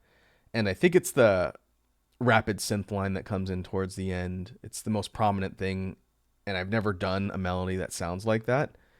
It's very simple. It's just a 16th note sliced beat with a synth preset. And by changing the steps in the melody while it's doing that kind of rapid, almost galloping cut effect on it, that's how you're getting that sound. And I think it kind of stands out a bit. So I do like the way that one turned out. It's kind of a fun but pretty aggressive battle track. And I feel like the Order themselves don't have a ton of those. They have kind of more of these ritualistic sounding ones and more kind of ambient situational ones, but they don't have a lot of battle themes. So I wanted to make the one that represents kind of the finality be like one that has some punch. And so that one was fun to kind of play around with and put in there. Looking at the background, we have the transition to daybreak. I don't think it's completely done yet because we can still see the little lights here fading away slowly. By the end, they'll be gone and we'll have a complete scene. As for the orb in the back, that will come into play in the next song. So there's definitely a change on the battlefield as the conflict is, again, reaching its end. And so I think what we'll do is we'll move on to the next one. and see what the aftermath is, essentially. So let's go ahead and move on to track 13, second to last track of the album.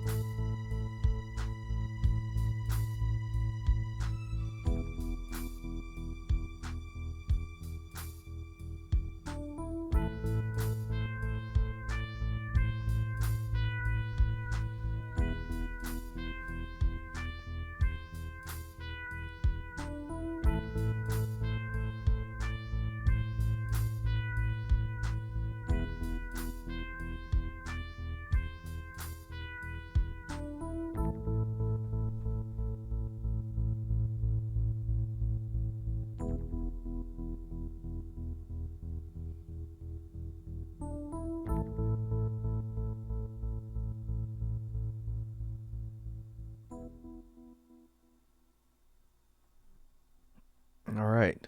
That was track number 13.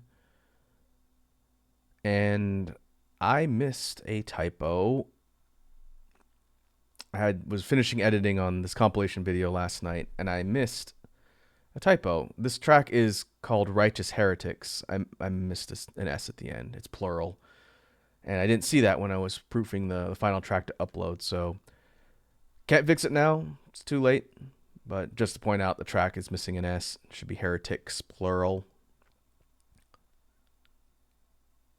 But it's reflected that way in all of the final release stuff on streaming and on Bandcamp. So I'll just have to take the L for the video. That's what I get for trying to edit everything late at night. But this one sounds very different from the last several because it's meant to be the aftermath of the battle. It's much more subdued and not mellow so much as it's almost more kind of melancholic. And so here's what I think happened story-wise. This is how the events played out in my brain as I was thinking about it. The Order was a bit on their heels as the Legion was attacking them.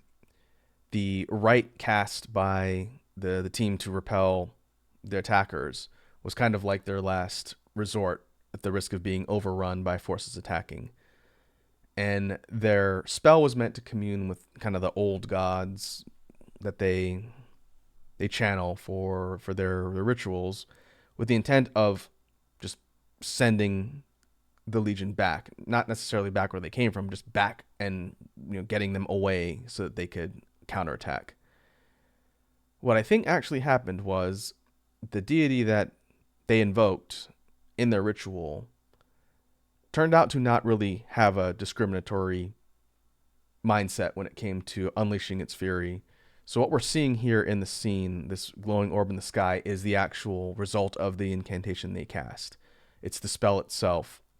And what I think is an interesting outcome versus this side wins, this side loses, the deity did not care one way or the other and then just laid everybody out equally. Both the natural order and the Legion on the battleground site, everybody was laid out by the spell that was cast. So as a result, there are no real winners, but this song is meant to be the calming aftermath as this spell's devastated the battlefield. I don't think everybody is dead, but both sides are catastrophically devastated by this one spell action. And the character here for the Legion, to kind of tie in what's happening in addition to all this, this character's name is Ronkios, and they are meant to be kind of like a type of healer or supporting spellcaster for the Legion. And what I think is happening here is this character is helping to gather up those people that didn't get outright murdered by the spell so that the Legion can retreat. And I don't think it's kind of like a big group healing thing so much as just trying to recover those that are still able so that they can leave. We'll see it in the concept art, but this character looks kind of like they're wearing mage robes with a lot of eyes. And so I think that would be something pretty typical of like a supporting mage, their equivalent of a healer for the Celestial faction. And likewise, as the Legion's preparing to retreat, the Order's trying to pick themselves up and also care their wounded. Everyone's trying to retreat from the battlefield after this tide turning spell ended up definitely turning the tide in nobody's favor. And I think the kind of aftermath we'll see in the final track is going to be an extension of that. But I kind of like the idea of a stalemate versus this side wins over the other, because it's not really about which side was correct in this particular case. This was a war over maybe a difference in ideals, or maybe it was something that the natural order was guarding. But either way, there are no clear victors. And we'll see in the last track kind of just my headcanon lore for how everything's played out and where things go from here. So with that being said, we will listen to the final track, and then what I'll do, we'll do the final track, we'll talk about it, and then we'll do the outro of the video, which is the roll call of all of the character art.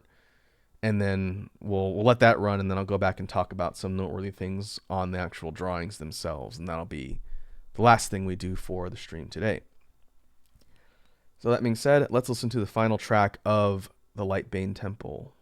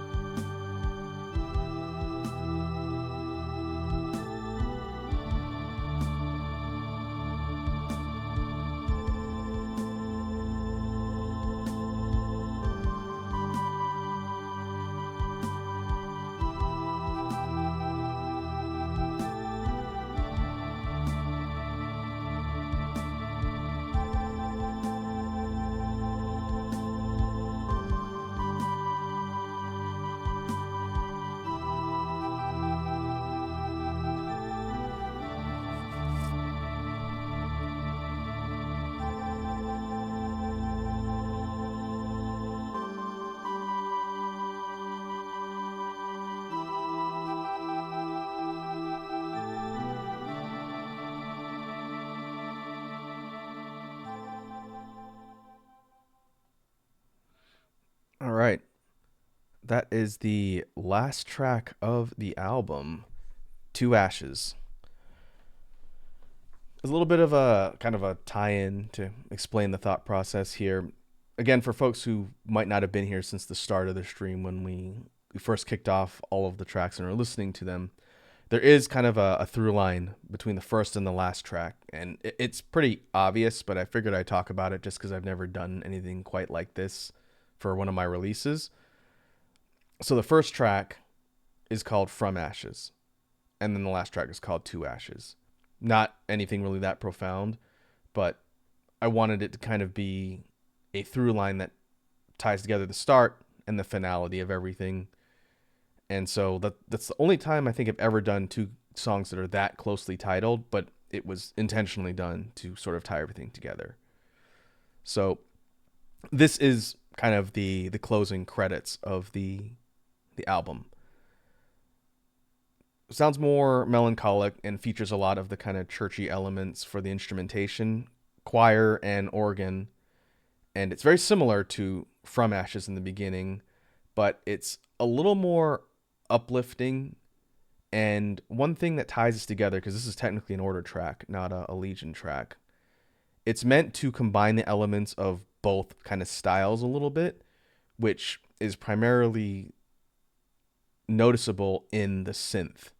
The kind of sequence, I think it's a flute with some instrument effects on it to kind of give it a little bit more of a delay.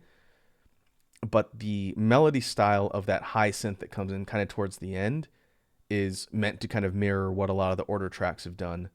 So it might not be one to one, but this last one combines some elements of both styles of tracks across the entire album while being a callback to the very first one. So it's tying everything together sort of loosely, but it's kind of a melancholic end. And lore wise, what I think is happening here as the Legion retreats and the Order is rebuilding and or trying to recover and regrouping themselves, I think it's the realization that war is futile and that they need to find some sort of other path that's not going to be so destructive to everything. Because we can't see it here in the art because the art doesn't change. But I like to think after the invocation of that spell that destroyed everybody, the temple itself is leveled. So we can't see it because I didn't ask Rai to redraw the whole scene. But the temple, as you see here, wouldn't be standing at the end of this. It would be probably in ruins. Like the skull itself would be shattered. Everything would be devastated around. And I think it's kind of this idea that doing what we're doing now is not going to work. We need to find something that's going to work out better for us and even for the supposed enemy.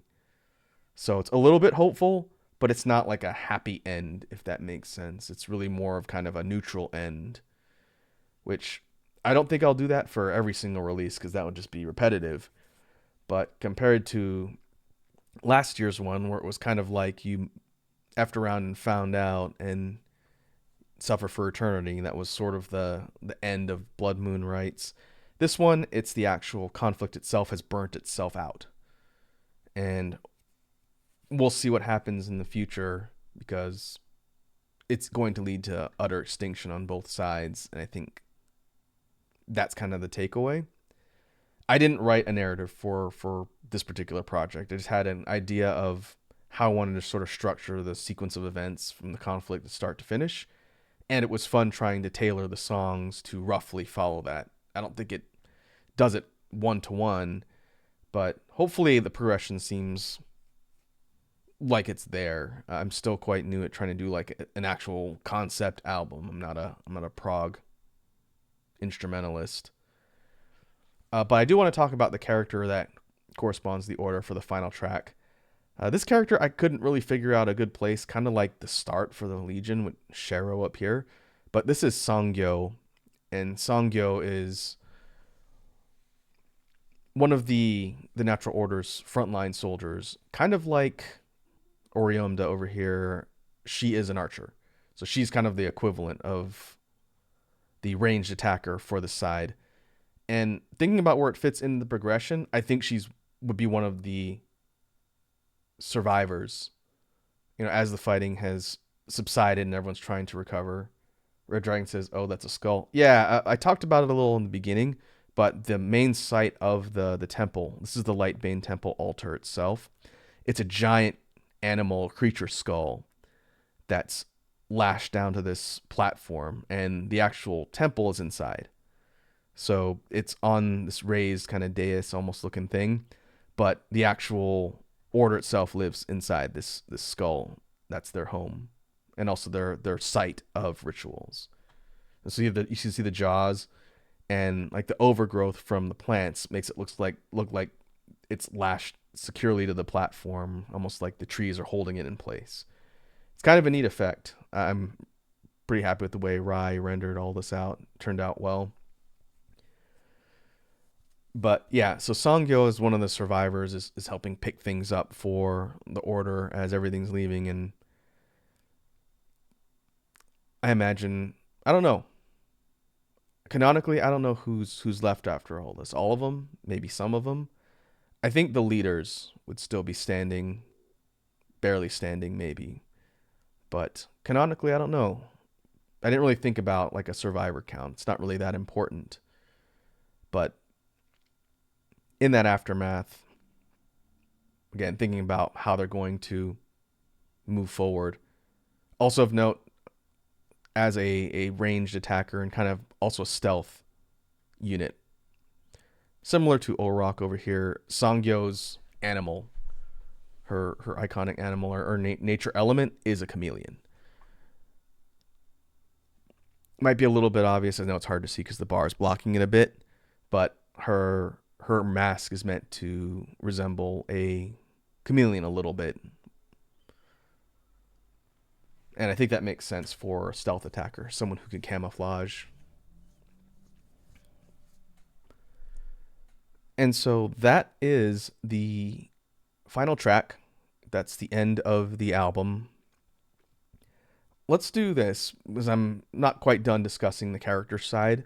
Let's watch the outro that has the roll call of all of the members, and then what we'll do is we'll pause. We'll go back and talk about some things with some of them now that I can show off the full art, and then we'll get ready to wrap up.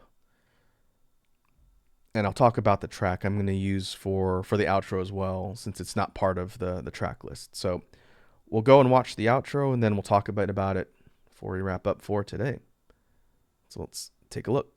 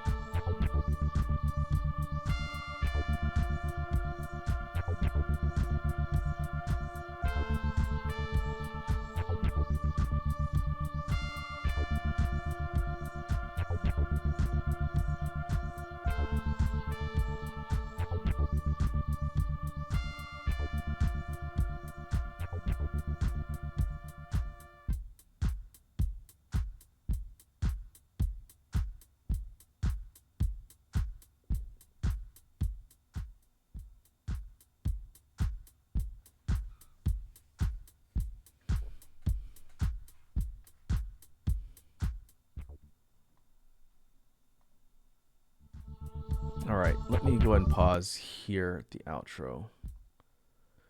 Okay. So I know it runs through a little bit fast. I kind of regret not extending it out a little, but the video is already long enough, so I didn't want to stretch it too much further. But I wanted to talk a little bit about the design that went into the characters and whatnot, and then, like I said, we'll get ready to wrap up. So first off, the faction logos for each of the two forces that are part of the story here. So this is the Etherean Legion's logo. It looks like a halo with like a crystal suspended in it. Kind of simple, but I had a lot of fun designing the halos for each of the characters. Each one is different, has a different color that kind of matches their palette, but also kind of matches some of their themes. And getting a chance to design the actual layout of the halos themselves was fun. I think this would make a decent shirt design, just as kind of like a little thing on the corner, or even like a big logo in the middle. But I don't know what I'm gonna do with all these. I still have to figure out merch. It's something I've really neglected and not worked on a ton this year. But let me actually quick jump through these. This is not the order they showed up in the video, by the way. This is actually the order in which I think I drew them. But to talk real quickly about some of the key noteworthy elements on the designs. Again, this is one we sketched out on stream, but I fully rendered off stream for the final version. This is Gibraltus, the heavy unit. And the whole idea of a big tower shield that's kind of wrapped in some sort of bindings. Our dragon says, use your arrow keys. Yeah, I could do that too. Oh, that'll jump pretty cleanly. All right. We'll start here. First one up is Shero. So again, straightforward kind of knight design. He uses a pike or spear. You'll notice on the Legion's designs, there are a lot of eyes. Kind of taking some inspiration from biblically accurate angel type things. There's a lot of eyes and things on the actual bodies and limbs, which is intentional. To keep them from being too straightforward, not just your standard armor-clad faction. Okay, here we go. I can tab through with my arrow keys so that we can at least see the full thing. So this is the full shot of Villox, a bit more kind of lanky, thin proportioned character. Hey, we got a follow from Ptolemy Long Story. Is that how you say your name? Let me know if I'm pronouncing your name wrong. I'm notoriously bad at butchering them, but thanks for the follow. Welcome to the stream. We are finishing up the debut. Oh, good. I guessed right. Hooray. It's a rare win. We are finishing up the debut album for the latest BGM project. We're going through some character art that's featured.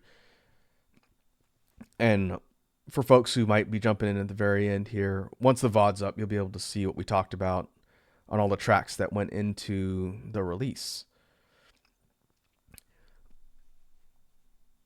But anyway, of note for Villox here, originally the idea was someone completely wrapped up like a mummy, but something more interesting than just a mummy, hence the weird eyes and the armor.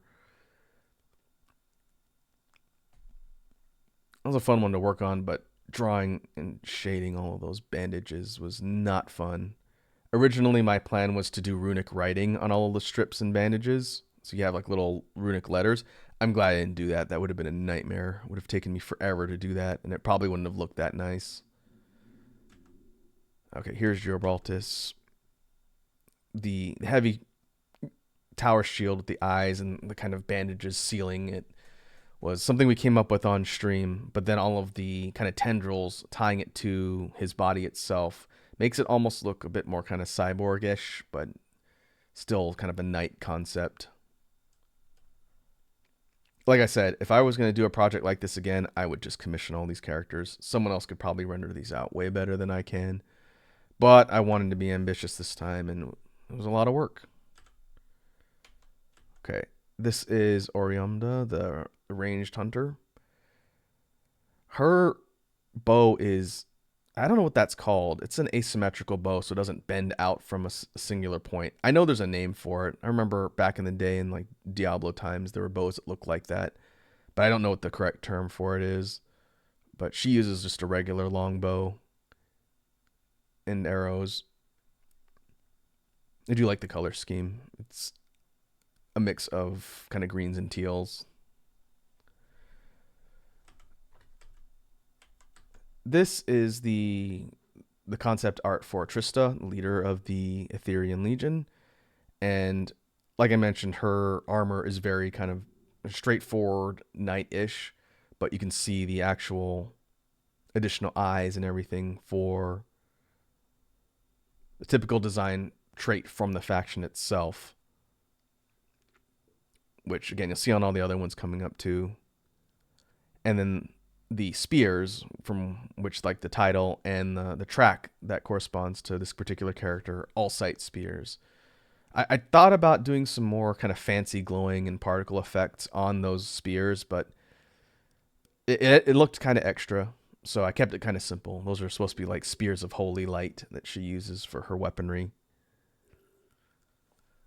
And then her halo looks almost like a crown, which was the point as the leader of the faction. It looks kind of like a crown with a I don't know what you call that thing sticking up in the middle, would be like you'd see on the like the centerpiece for a crown, I guess.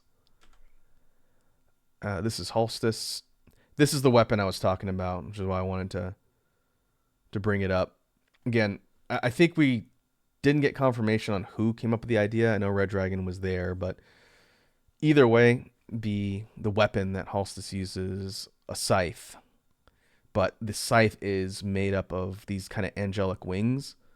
They're not literally wings, but they look like it. They're essentially plated blades, and they're kind of layered out, so this is a very sharp and jagged weapon, but it can also change shape. This is one thing we came up with when we were drawing ideas on stream, and whoever suggested it said, what if the shape changes? And so instead of it being a curved cutting weapon, the plates can rearrange so it's pointed straight out like a piercing weapon too. So it's flexible but rigid at the same time depending on the shape. So I kind of like the idea of this being a stabbing weapon too, if they're all pointed straight out in addition to just a cutting weapon.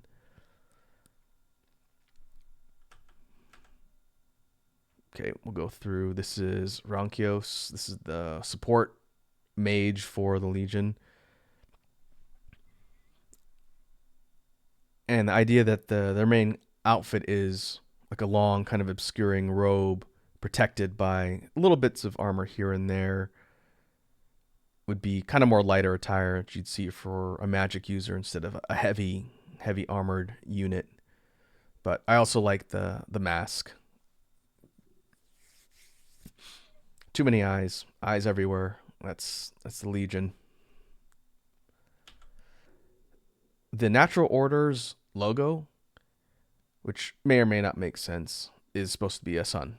It's like a sun pattern. I thought about giving them kind of like an Aztec sundial carving, but it ended up being a little bit too complex. So I kept it a little more simple, but still having enough detail that you could tell what it is.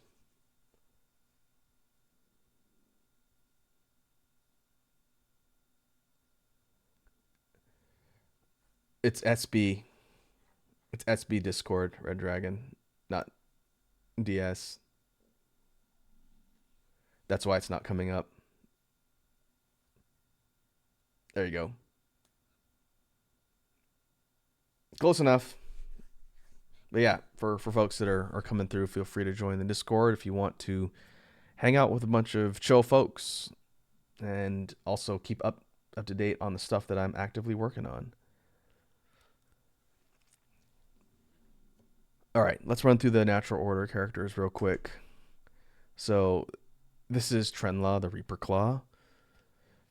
Like I mentioned, she would use close range kind of energy blades and incantations as like a melee attacker.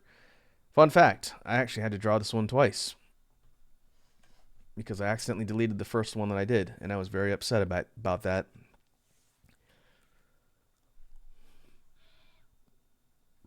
But what you'll see in the designs for the order is there's a lot of obscuring garments that look like they're made of fabric or fur, and things that look like shells or bones. It's meant to be not quite as metallic and forged looking as the Legion's concepts.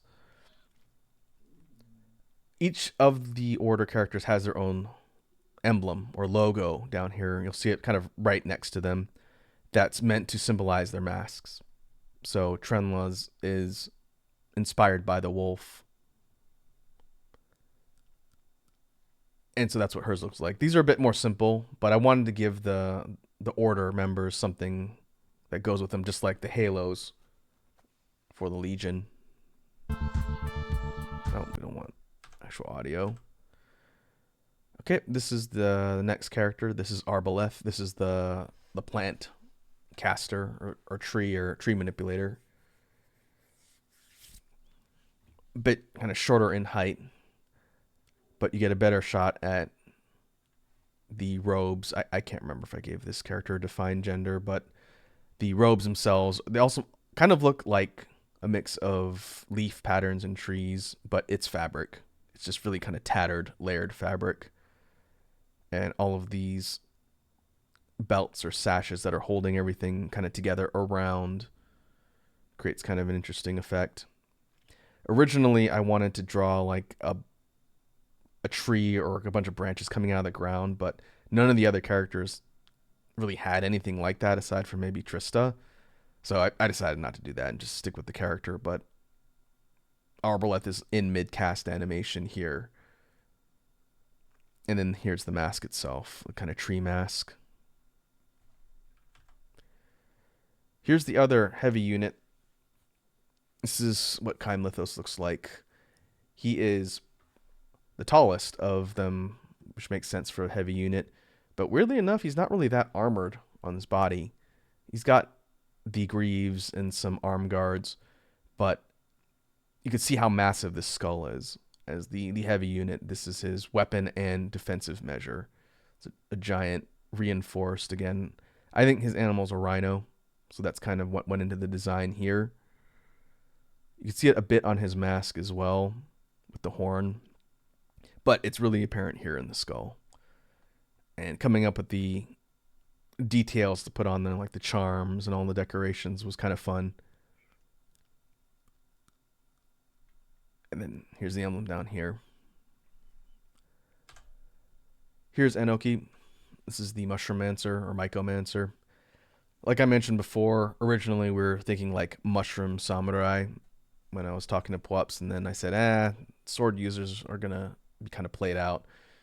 So instead, he became a caster type unit, someone who can use magic and manipulate fungi, and the staff itself is the main weapon here. I like to think of this as like a big wooden staff that's used as a seed bed for mushrooms or fungus on it. So this is a catalyst of sorts. And the cloak here is meant to imitate the texture of that kind of like fibrous texture you see on flat mushrooms. I don't know what they're called. I have to look it up. But this was the very first concept I ever did for the project, and it kind of set the stage for what the Order would become. So it was fun to work on. This was one of the later ones I rendered, but this is one of the first ones I sketched, if that makes sense. And nope, second to last one. Third to last one. This is Olrock. Olrock the Glenwalker. Again, agility-based melee type unit. Stealth, meant for quick strikes. And he uses twin blades. The emblem pretty closely matches the helmet or mask rather, but again, idea was that this character's animal was the falcon. Next up, here's a shot of Draculin, the commander for the Natural Order. And like I mentioned, he's a bit more heavily armored than some of the other ones, but he also has this sort of fur coat and cape, and a lot of what looks like kind of animal furs decorating his lower torso, and more heavily armored on the upper part. This is the Jawbone Greatsword I mentioned. Again, taking a page from Monster Hunter's design philosophy. I don't know what kind of animal it is. Looks kind of like almost like an alligator, but whatever it is, it was big. And then Dracolin's animal is the bull from the horns, and I adapted that into his emblem down here. And the last one, this is Sangyo, the archer. She's a huntress type. I tried to come up with some interesting ideas on how to factor in things like the kind of fur and whatnot. Even though her animal's a chameleon, it doesn't mean there can't be other animal features on the actual outfit itself. Of note, for her weapon, this is another thing we talked about on stream. Some folks might have been there and remember that. This is the octopus bow. I simplified it a little bit so it wasn't quite as out there, but this is meant to be a weapon designed after an octopus. It's got the 8 tendrils, and I opted to give it this sort of still a bow shape instead of making it be kind of like rounded like an octopus, but that's where the design comes from. I don't know what the arrows would look like. Maybe they would look kind of narrow and pointed like a squid. But that is it for all of the characters. I'll think about if I'm going to put these individual images up. I could put them in the Discord at some point if I don't forget. I have them all rendered out like this. They're just transparent pings with the white stroke and the emblem. So maybe I will do that later. If folks want to see the stuff, I can put it in Discord under art. I spent all that time drawing them. Might as well give them a home. But that is this year's Halloween release. We'll go here and give the last screen, the final track, kind of our parting shot of everything. This was a fun project to work on. It was a lot of work. Again, I don't think I'm going to do the character art myself again. But it was a fun experiment. And again, big shout out to Rylo for doing the background art and cover art for the project. Their information will be in the video when it goes live. So go and check them out on Twitter. I think that's a different Instagram. I'll get that information and make sure it gets put into the video description. But you can find the Lightbane Temple live on streaming services and Bandcamp. This video, the compilation video, will go live as soon as we get done, and then the stream archive will go up shortly after once I get a chance to pull it over from Twitch. Red Dragon asks you want to post it in here. Rise information? Yeah, let me grab it. I don't know if they have Twitch, but for Twitter, it's at Loaf Rye, and I think their Insta's different. Let me look. I think it's in the intro here.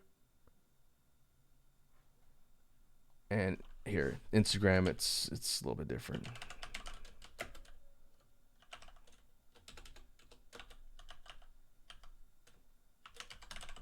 It's just Rye_loaf on Instagram.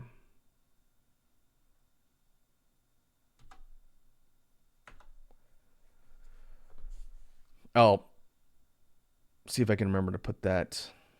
I'll put it as a line here in the description before I post it live.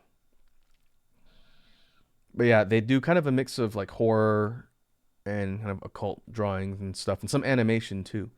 So yeah, please check out Rye and show them some love. But that being said, we will call that a stream here. Hopefully I can raid someone. Let me see who's online that we can go and spread the good chill vibes to.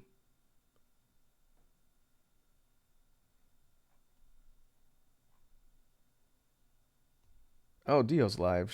Silent Hill 2, huh? Spoopy time indeed. All right, let's see if I can send us over to Dio's channel and we'll see how she's doing.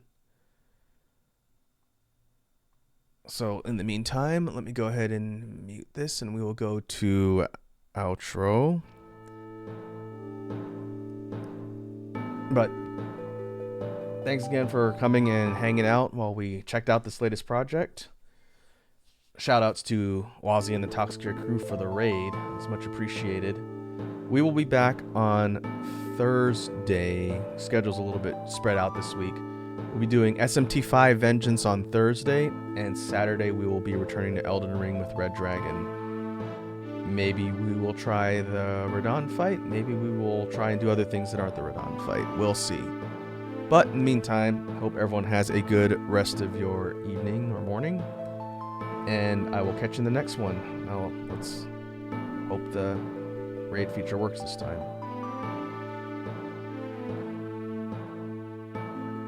Okay, I think it's going to go. So I'll catch you folks in the next one.